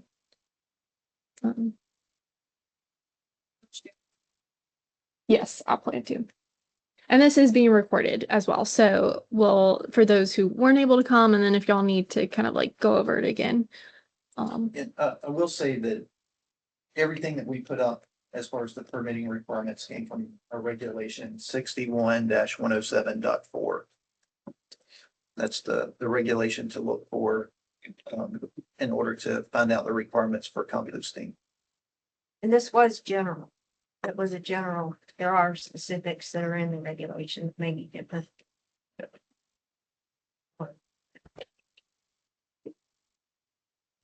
But in terms of presentations, that's actually the end. So if you haven't gotten to interact with Justin and Jane, here are their contact information that y'all are welcome to reach out to them. As Richard said, we don't have anybody who is specifically a subject matter expert in kind of like, well, I say that Woody did help with I'm not going to degrade Woody's position, but he did help with, I guess, doing some of the reg development for composting a while ago. So he's more familiar with that, but we don't have somebody specifically for composting on our Let me team. clarify, I say that because I don't want to make it, we don't have any, I mean us. The office of solid waste reduction recycling, I'm not comfortable with our knowledge or expertise level. That's when I say we don't have subject matter expert. Woody, for example, perfect example in my mind is he's the liaison for the agency on all things waste tires. Always wanted to do that, even as a little boy. He's liaison, and what I'm saying, if he is the subject matter expert on tires, but I'm saying we're looking at grant applications. We have to go ask Justin or Jane or somebody. We're going to track people down. We don't have anybody we necessarily. That's what I'm trying to explain to them. We don't have a subject matter expert. And we try not to break anybody when, you know, you submit applications to us for composting permits. Our program is a feeless program, so there is no fee to submit the application to obtain the permit.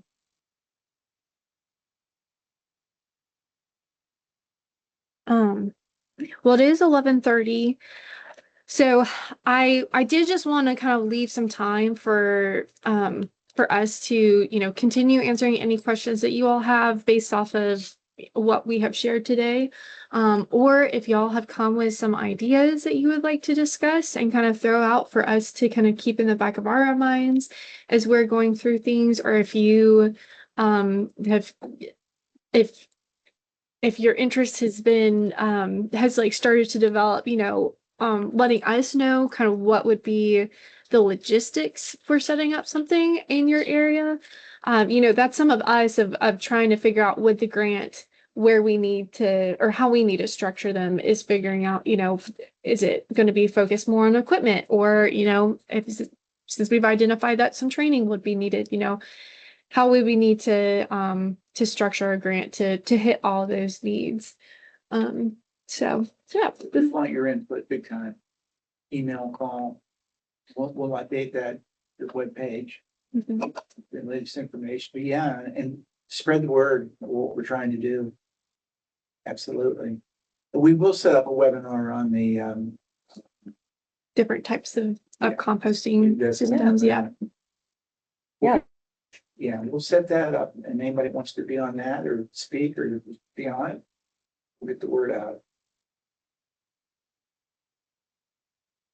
One thing I've been wondering about too is opportunities to maybe collaborate with different departments of the state, like the Department of Agriculture that was mentioned earlier.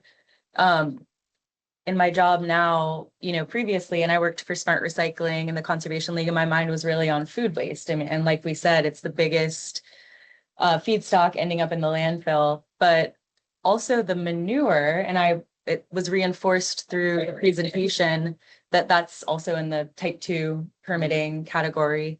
Horse manure, you know, poultry litter. South Carolina is a big agricultural state, has been, hopefully will continue to be. And I've been curious, the folks that are selling compost, you know, all the farmers, large scale, small scale, I know they need compost, 4 times a year. Where are they purchasing it from? North Carolina, overseas?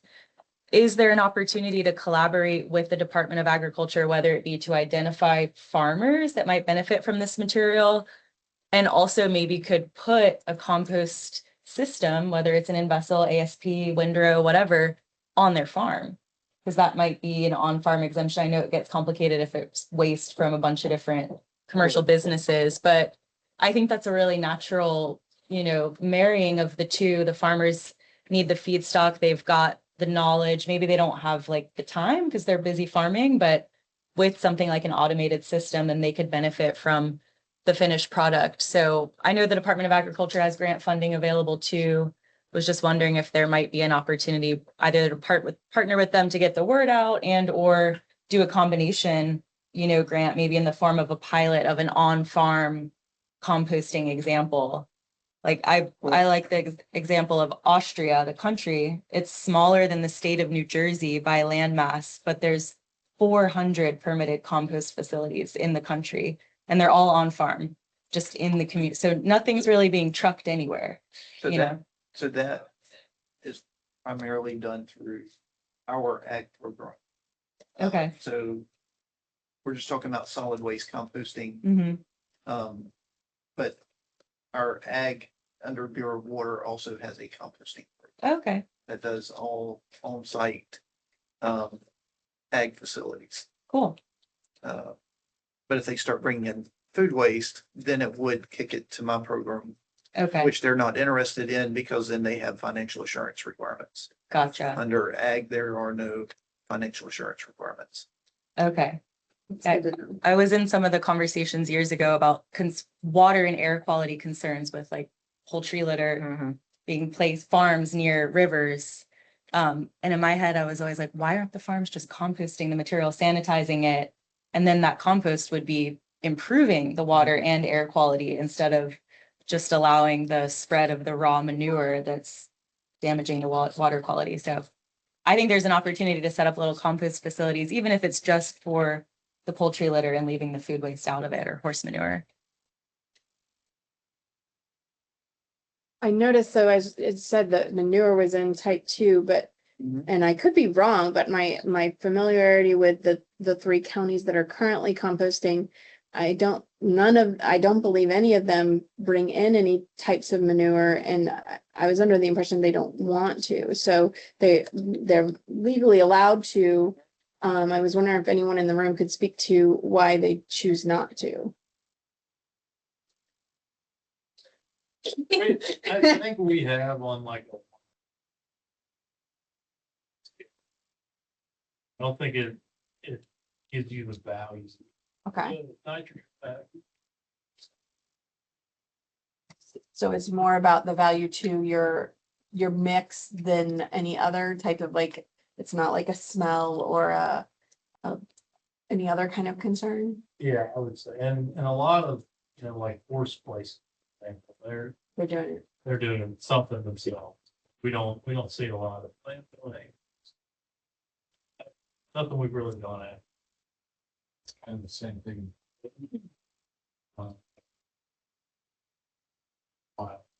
Cattle, horses soon to be, well, I have horses, but that's what's going on there. Most of those groups are doing it. Already. Okay. They're not doing it. All of that. I think Purebred Compost in Aiken, like they're a privately owned one and they do the manure composting. But that's because Aiken is such a big horse area. So that's the only one that I'm familiar with. I don't know, Jane. There's a bunch. There are others. Okay. There's a ton. Okay. I haven't seen those in the report. Because it's solid waste. Okay, so that's what I start reading. And on the subject of the manure and the animal poop, what I know dog poop is compostable, but I think it's like a cultural concern issue. And I'm just wondering, what's the history been or people trying to compost that material? Isn't it not accepted at Bees Ferry? So some of the brains in the room here, can y'all help me understand why that isn't being composted? Dog poop.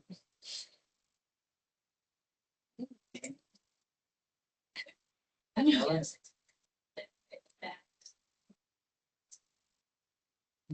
We've got the compostable dog poop bags now that so many people are buying and it's still going to the landfill. That's another one just to think about, like maybe that could be a small installation at a park or a dog park. Like that's probably a lot. I mean, I know there's so many dogs in Charleston. I was under the impression that a class 2 could only take like livestock. But not true. I don't know that it differentiates. Okay. I thought it had to be like animals that only eat plants. Yeah, I thought it was only urban. It's not firm. I mean, then you could put human waste in there too. That's why it's been. Well, no, the biosolids. That's Captured. Maybe that's what. We just always stuck to. Woody wrote it. You know. That was another hat. I threw that hat away.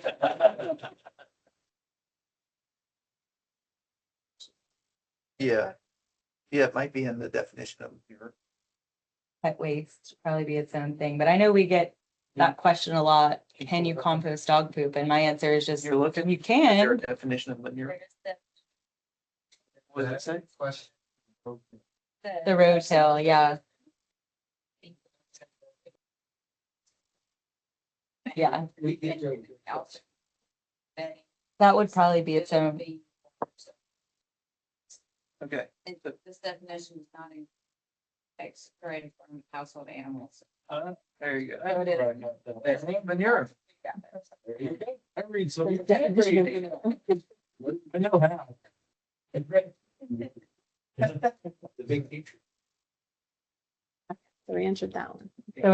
So manure does not include pet waste. So therefore Right. pet waste is in the biosolids category or it's kind of uncategorized. It sounds like it's not typically categorized. Okay. not specifically categorized unless there's another definition that captures it. One more thing to add to our list. Of miscellaneous organics. So that would also include like pet stores. Then I guess. If they had more like quote unquote exotic like things. So. It would just be. Yeah.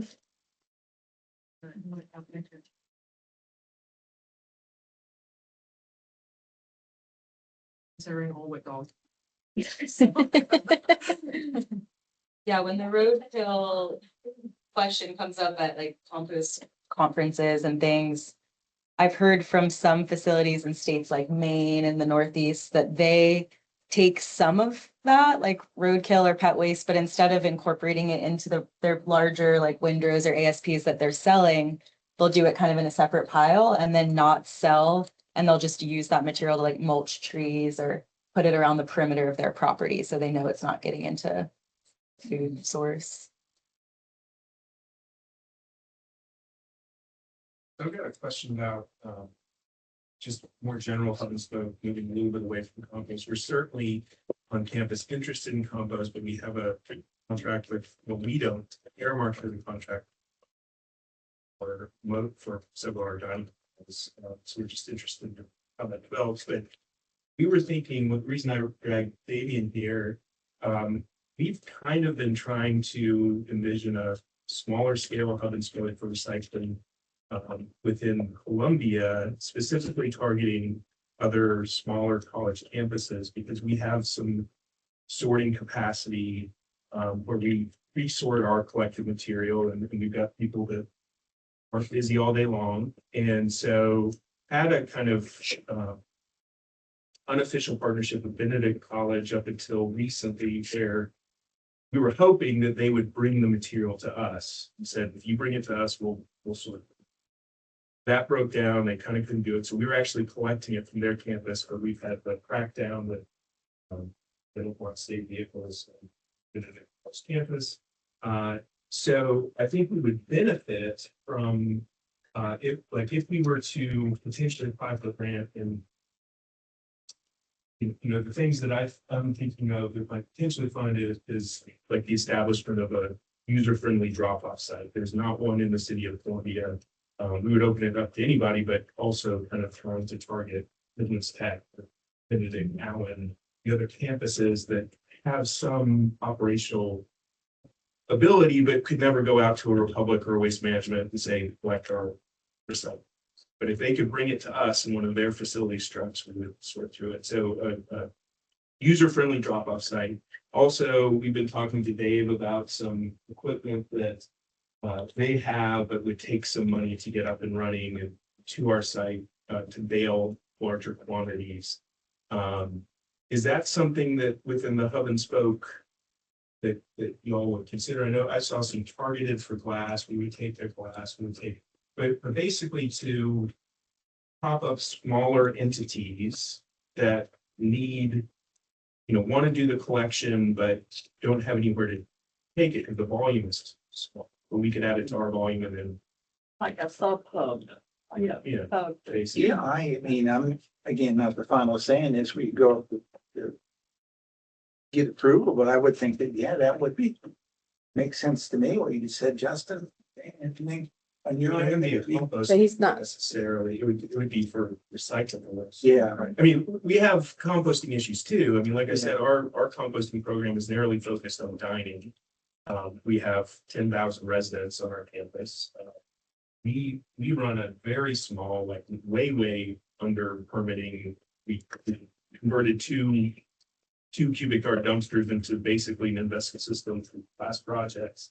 And we do about 4 tons to that, and that's not looking at any kind of residential list. So we could certainly take advantage of development of composting infrastructure in the area, and so we're interested in that. But I'm just thinking the whole reason of that Damien here was like, if we got some grant money and it was established that the state was supporting this, I think there would be the argument to facilities operations administration that this is in the interest of the university to provide this service more broadly.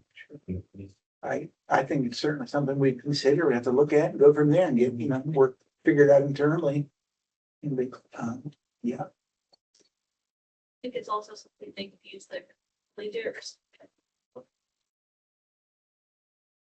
it's Yeah. it's not that much, is it? Right, I mean, so I'm thinking. If we were able to use the equipment, we're in the five. To get an industrial horizontal layer. Up and running, and then. I don't know what. I mean, that might be in the scope of a future site. To build that out. But. So. Again, I think it's something to look at, why we have these external meetings, we have internal meetings. See how this is gonna play out, what we make sure we're following the rules and regulations and processes out of that. Yeah, I was gonna say, on the topic of class. Talked about that for years, right? Too long. Yeah. But we have a processors upstairs. So I have this, he needs feedstock, so I just. It's not the same liberty for. No, No, okay. the town of Liberty. Oh. Yeah. Town of Liberty, I have heard of it, but when you said. Dave, is it-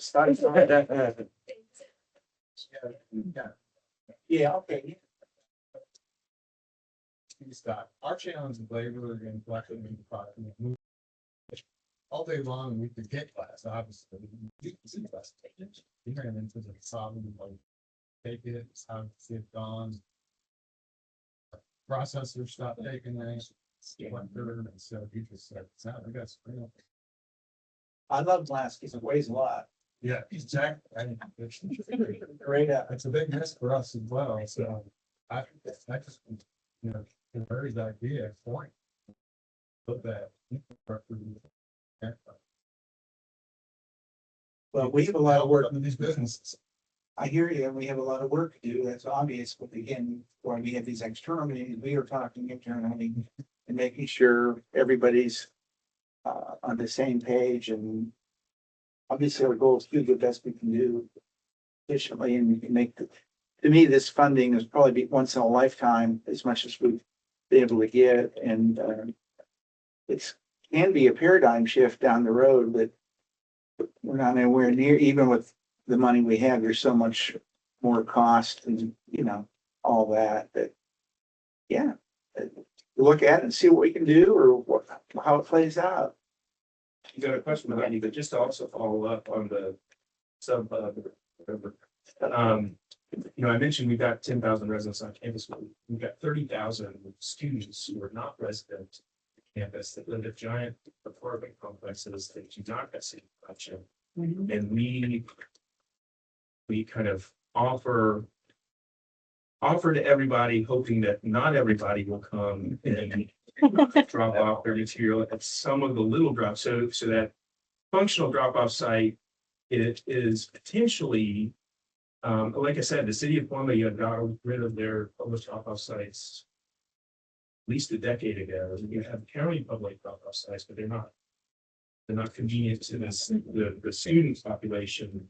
So there is the potential.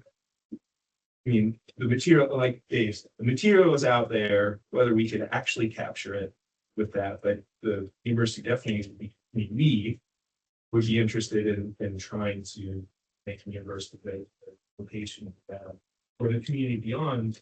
I mean, to serve the university, that would be the argument to administration, but would be open to the public, just as Thompson said. University Wilmington, I mean, there are a lot of examples of that.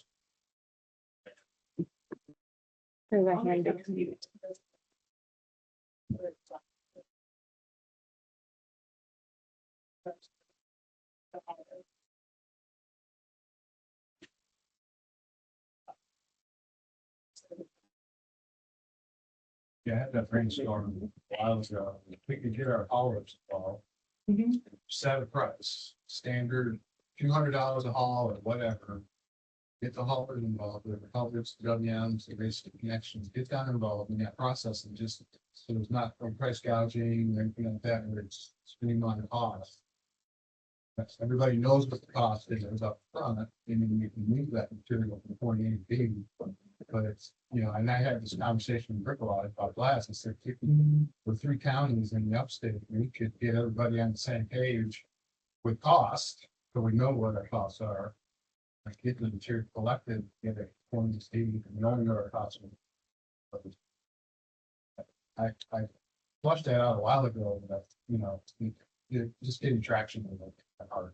Getting the haulers to agree. Fun. I have a comment on glass. You could contact Horry County. They do something really unusual with it.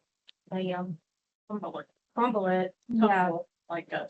They do, I mean, they do on a bigger scale of brick wise. And then they. He's making Right. Okay. essentially. Well, I mean, it would be something that's smaller. They give it away for like putting around trees. Yeah. Landscaping. Yeah. You had a question behind kinda you. pretty. I don't know if she still does, but. Yeah. Pretty. That's very good. They. Would you be hesitant when you're off these grants? Actually offer this business. Contract. No, we don't do. No. Just to make sure that we're not gonna have the tires, that was potential, but once you get, the businesses can come in and, leave the next year, not really have anything invested in these companies and. The local government can hire the business, but we. Yeah, we're not anywhere, so we're stuck. Yeah, no. With what the businesses leave behind, so I was just gonna throw that out there. No, Yeah. we, it's in the legislation with other businesses. Megan, I was wondering, based on, anyone in the room can speak up, but also the previous meeting you had and any conversations you've had. Are you getting any initial feedback from municipalities, counties and such, to what direction they might be interested in? Like, are they interested in learning more about a residential drop-off program and how that might work for them? Or are they thinking more like how they could encourage businesses in their municipality to use this? Or maybe it's a event facility that the city owns, like a zoo or a like the Columbia Metropolitan Center, for example. Have you gotten any initial feedback, or has anyone in the room got their gears thinking about those types of things and which model might be the best fit for, or the easiest sell to your leadership? We haven't got, the feedback we've gotten mostly. Well, it's mostly local governments, but there's nothing in depth other than. Most of the detailed, when I say detailed, majority information is about from the hub, the officers. Can we do this? Can we do that? How much?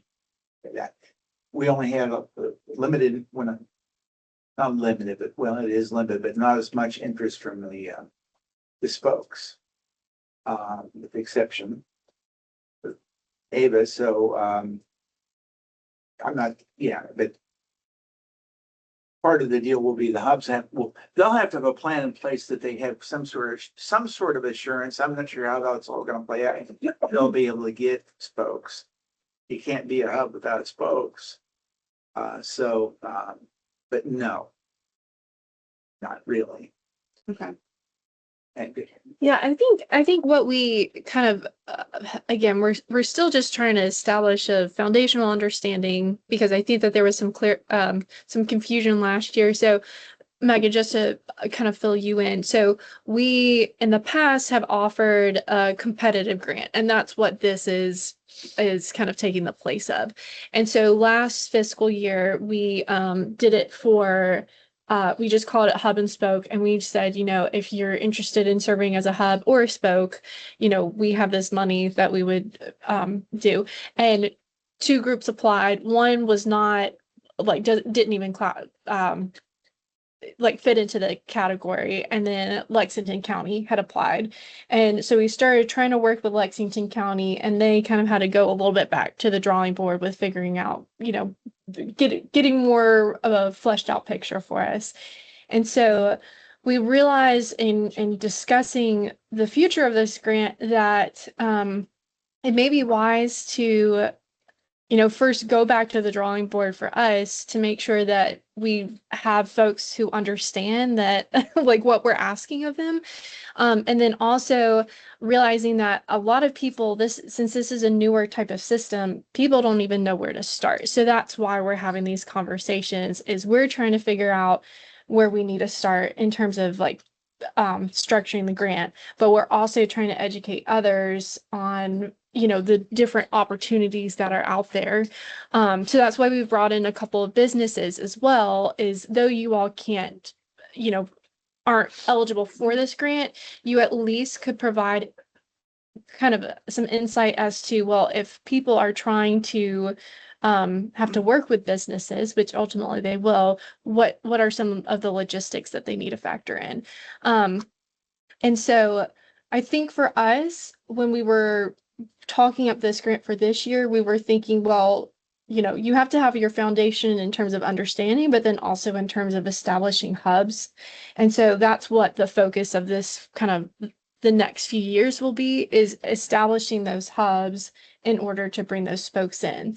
But in order to have those hubs, you have to show that you already have some spokes kind of like showing interest. Did I speak out of turn there, Richard? 100% Okay. right. And one of the reasons we like hub and spoke was we just didn't. It could be very easy to give 4 or 5 grants, if you will, to the larger counties and let them that have the ability and the population base and all that to buy equipment.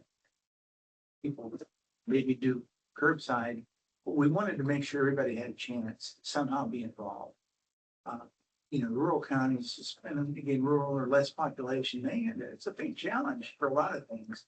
But this would give them a chance to add a commodity to do something. So I think when we get the final draft of this study, wasn't necessarily what I would do, but it still offers hope and a direction to get there, to do what you can do. You're smaller and rural, and then just conversations like this, opening, you know, like, oh, there's self-contained composters. We've got other food waste or compostable stuff in the county. Tons of farmers. I mean, are cucumbers compostable? Absolutely. The number of cucumbers that come out of Clarendon County have a pickle festival in Clarendon County. So, I mean, you know, these conversations just open your mind to, you know, it's not all gloom and doom. It's, you know, our hands are not always going to be tied as long as we keep pursuing, you know, find a way to keep it out of the landfill. I remember when I started, we used to recycle content products and put them on the bookcase. Yeah. We were so excited. We didn't do electronics. You know, my point is, food waste is going to have to be dealt with one way or another. It may be now and maybe later, but it's not going away. And again, ideally it's all prevented or donated. But we're trying to get schools back in. The plans Savannah has, we're going to have a Don't Waste Food in Schools program and have some limited grant funding for the school grants to try to cut down waste, have share tables, you know, basically target the cafeteria.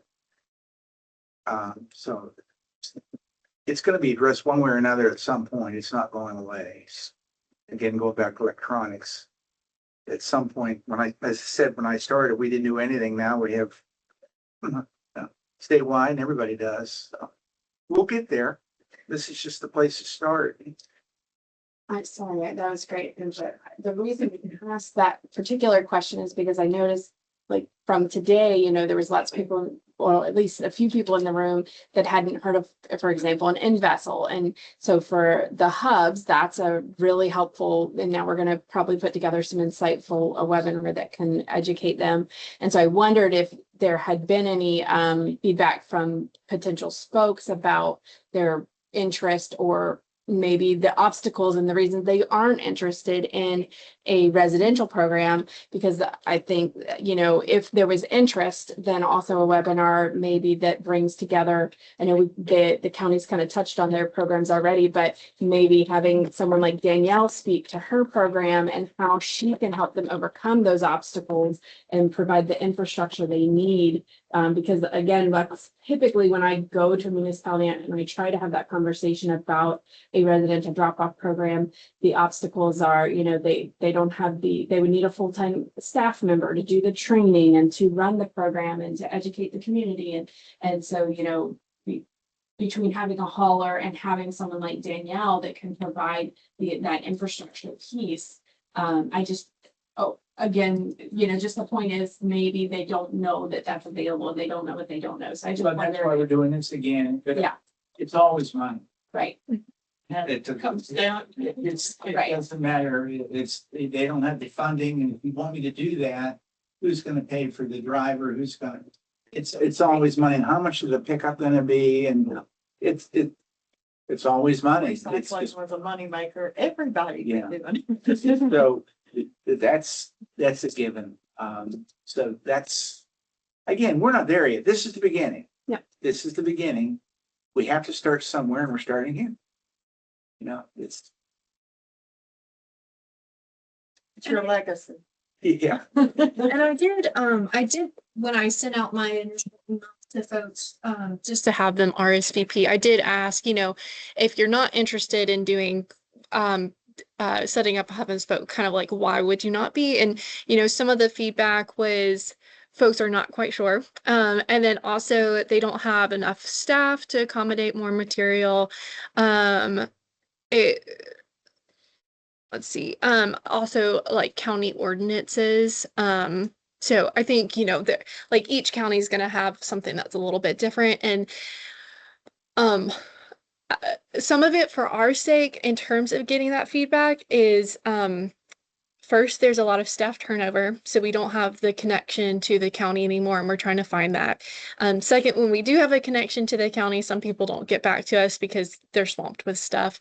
And then third is that they could have newer staff, and that newer staff, like Courtney was saying, is just trying to like come up, like figure out what's going on. So it's kind of, our job ends up being a little bit piecemeal in terms of, you know, trying to get a connection to a county and then trying to say like, you know, use this as a resource while they're in over their head with a lot of responsibilities. And a lot of the people in the room wear multiple hats too. So I think when getting that feedback, that's sometimes like we have tried to, you know, with the information that we have in terms of like figuring out what questions we should ask, we've tried to get feedback, but it can be piecemeal at times.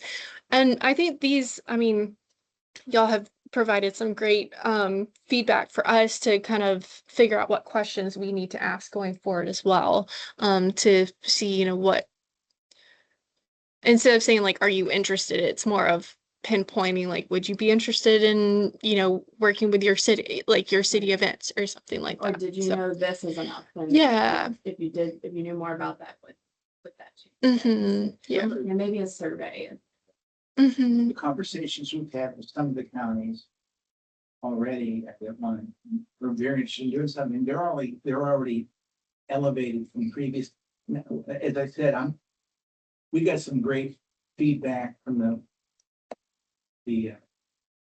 meeting last week. If counties look, they worked it out and they're willing to do some big time things, for example, like Greenville. So it's happening, slowly happening. We're throwing, you know, getting the soil ready and throwing the flowers out, the seeds, and yada. We're gonna get there. One way or another. You had another. I just wanted to say thank you Your guys limit is for 11. organizing this and including me. Now that I'm in the private sector, I don't get as many of these opportunities to reconnect with the players across the state. So it's been great to see a lot of y'all and hear about what's going on.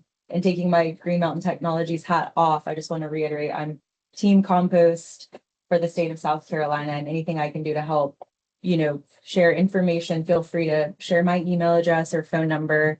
And I think my big takeaways would be, I think it would be great if this program does, in addition to propping up the big counties that are doing the Lord's work that a lot of, other areas aren't willing or able to do, secure some funding for the small scale projects and prioritize pilot projects that are going to be introducing food waste diversion in new areas, rural areas. I think that'd be a great outcome. We love having you. You've been a huge help already. It's because of everything you guys have put together and is why I know what I know anything about what's going on in the state. So We really appreciate that. We're trying, if we do, remind you all that if you have an idea, want something in the RFP to ask or whatever, or email, call, whatever, just share and we'll get the webpage up.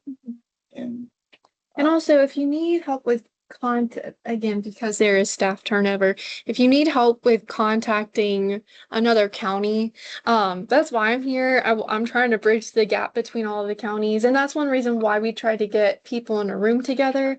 And I wish we had had maybe a few more folks that were a little bit closer to each of your areas. But again, we needed to start somewhere, and we appreciate you. I know there are some folks who have driven from some farther distances to get here, and I hope that it was well worth your time. But if there were some folks in the room that you were hoping to try to see today to start having those conversations, I'm very willing to try to, set up a meeting where it's the three of us, or if it's just kind of like a regional area or just one-on-one, you with them, please let me know and I'll help with making those connections. So. But it is right around 12. It's 12:06, and I know it's right around lunchtime. Y'all are welcome to stay and chat. I reserved this room for the whole day. But I know people probably are a little bit hungry. Damien, you have a question? Not really a question, folks keep doing as part of the calendar, so I can associate. That conference is coming up and there's a lot of conversations about composting at this conference. Folks in the room that, do a lot of composting, whether it's the enrolled, the invisible, talking about Winston and Greenville here in South Carolina. Oklahoma State has a big program, have to take back with you. Where there's a lot more profession with that can help have the conversation there. That conference is coming up here in March, so I'll be there. Where is it this year? For the beach. Am I doing a tour of Land Carroll, which I mean, Yes. And I'm actually moderating with Denali. Perfect.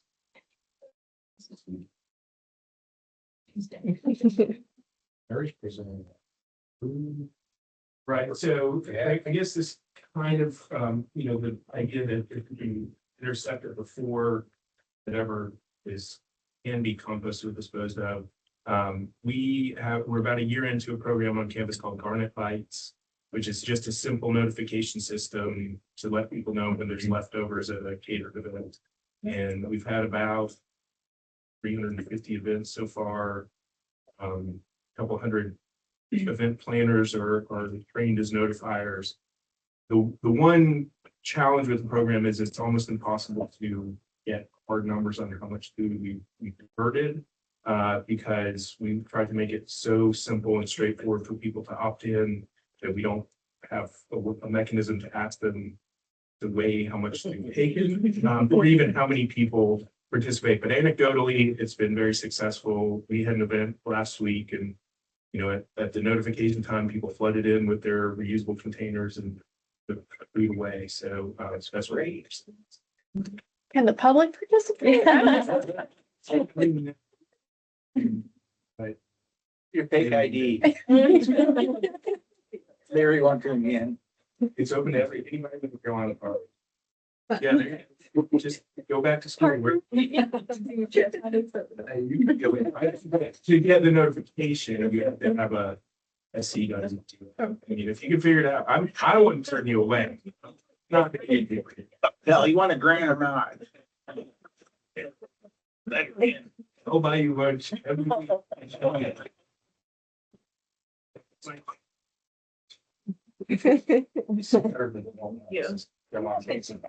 I think it's been a great meeting. I've learned a lot and I hope that what we're trying to do makes sense, but it's very fluid.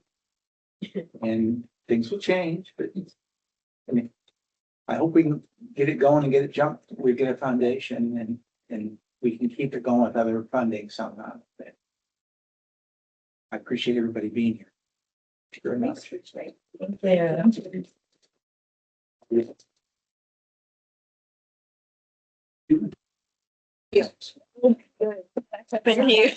Thank you.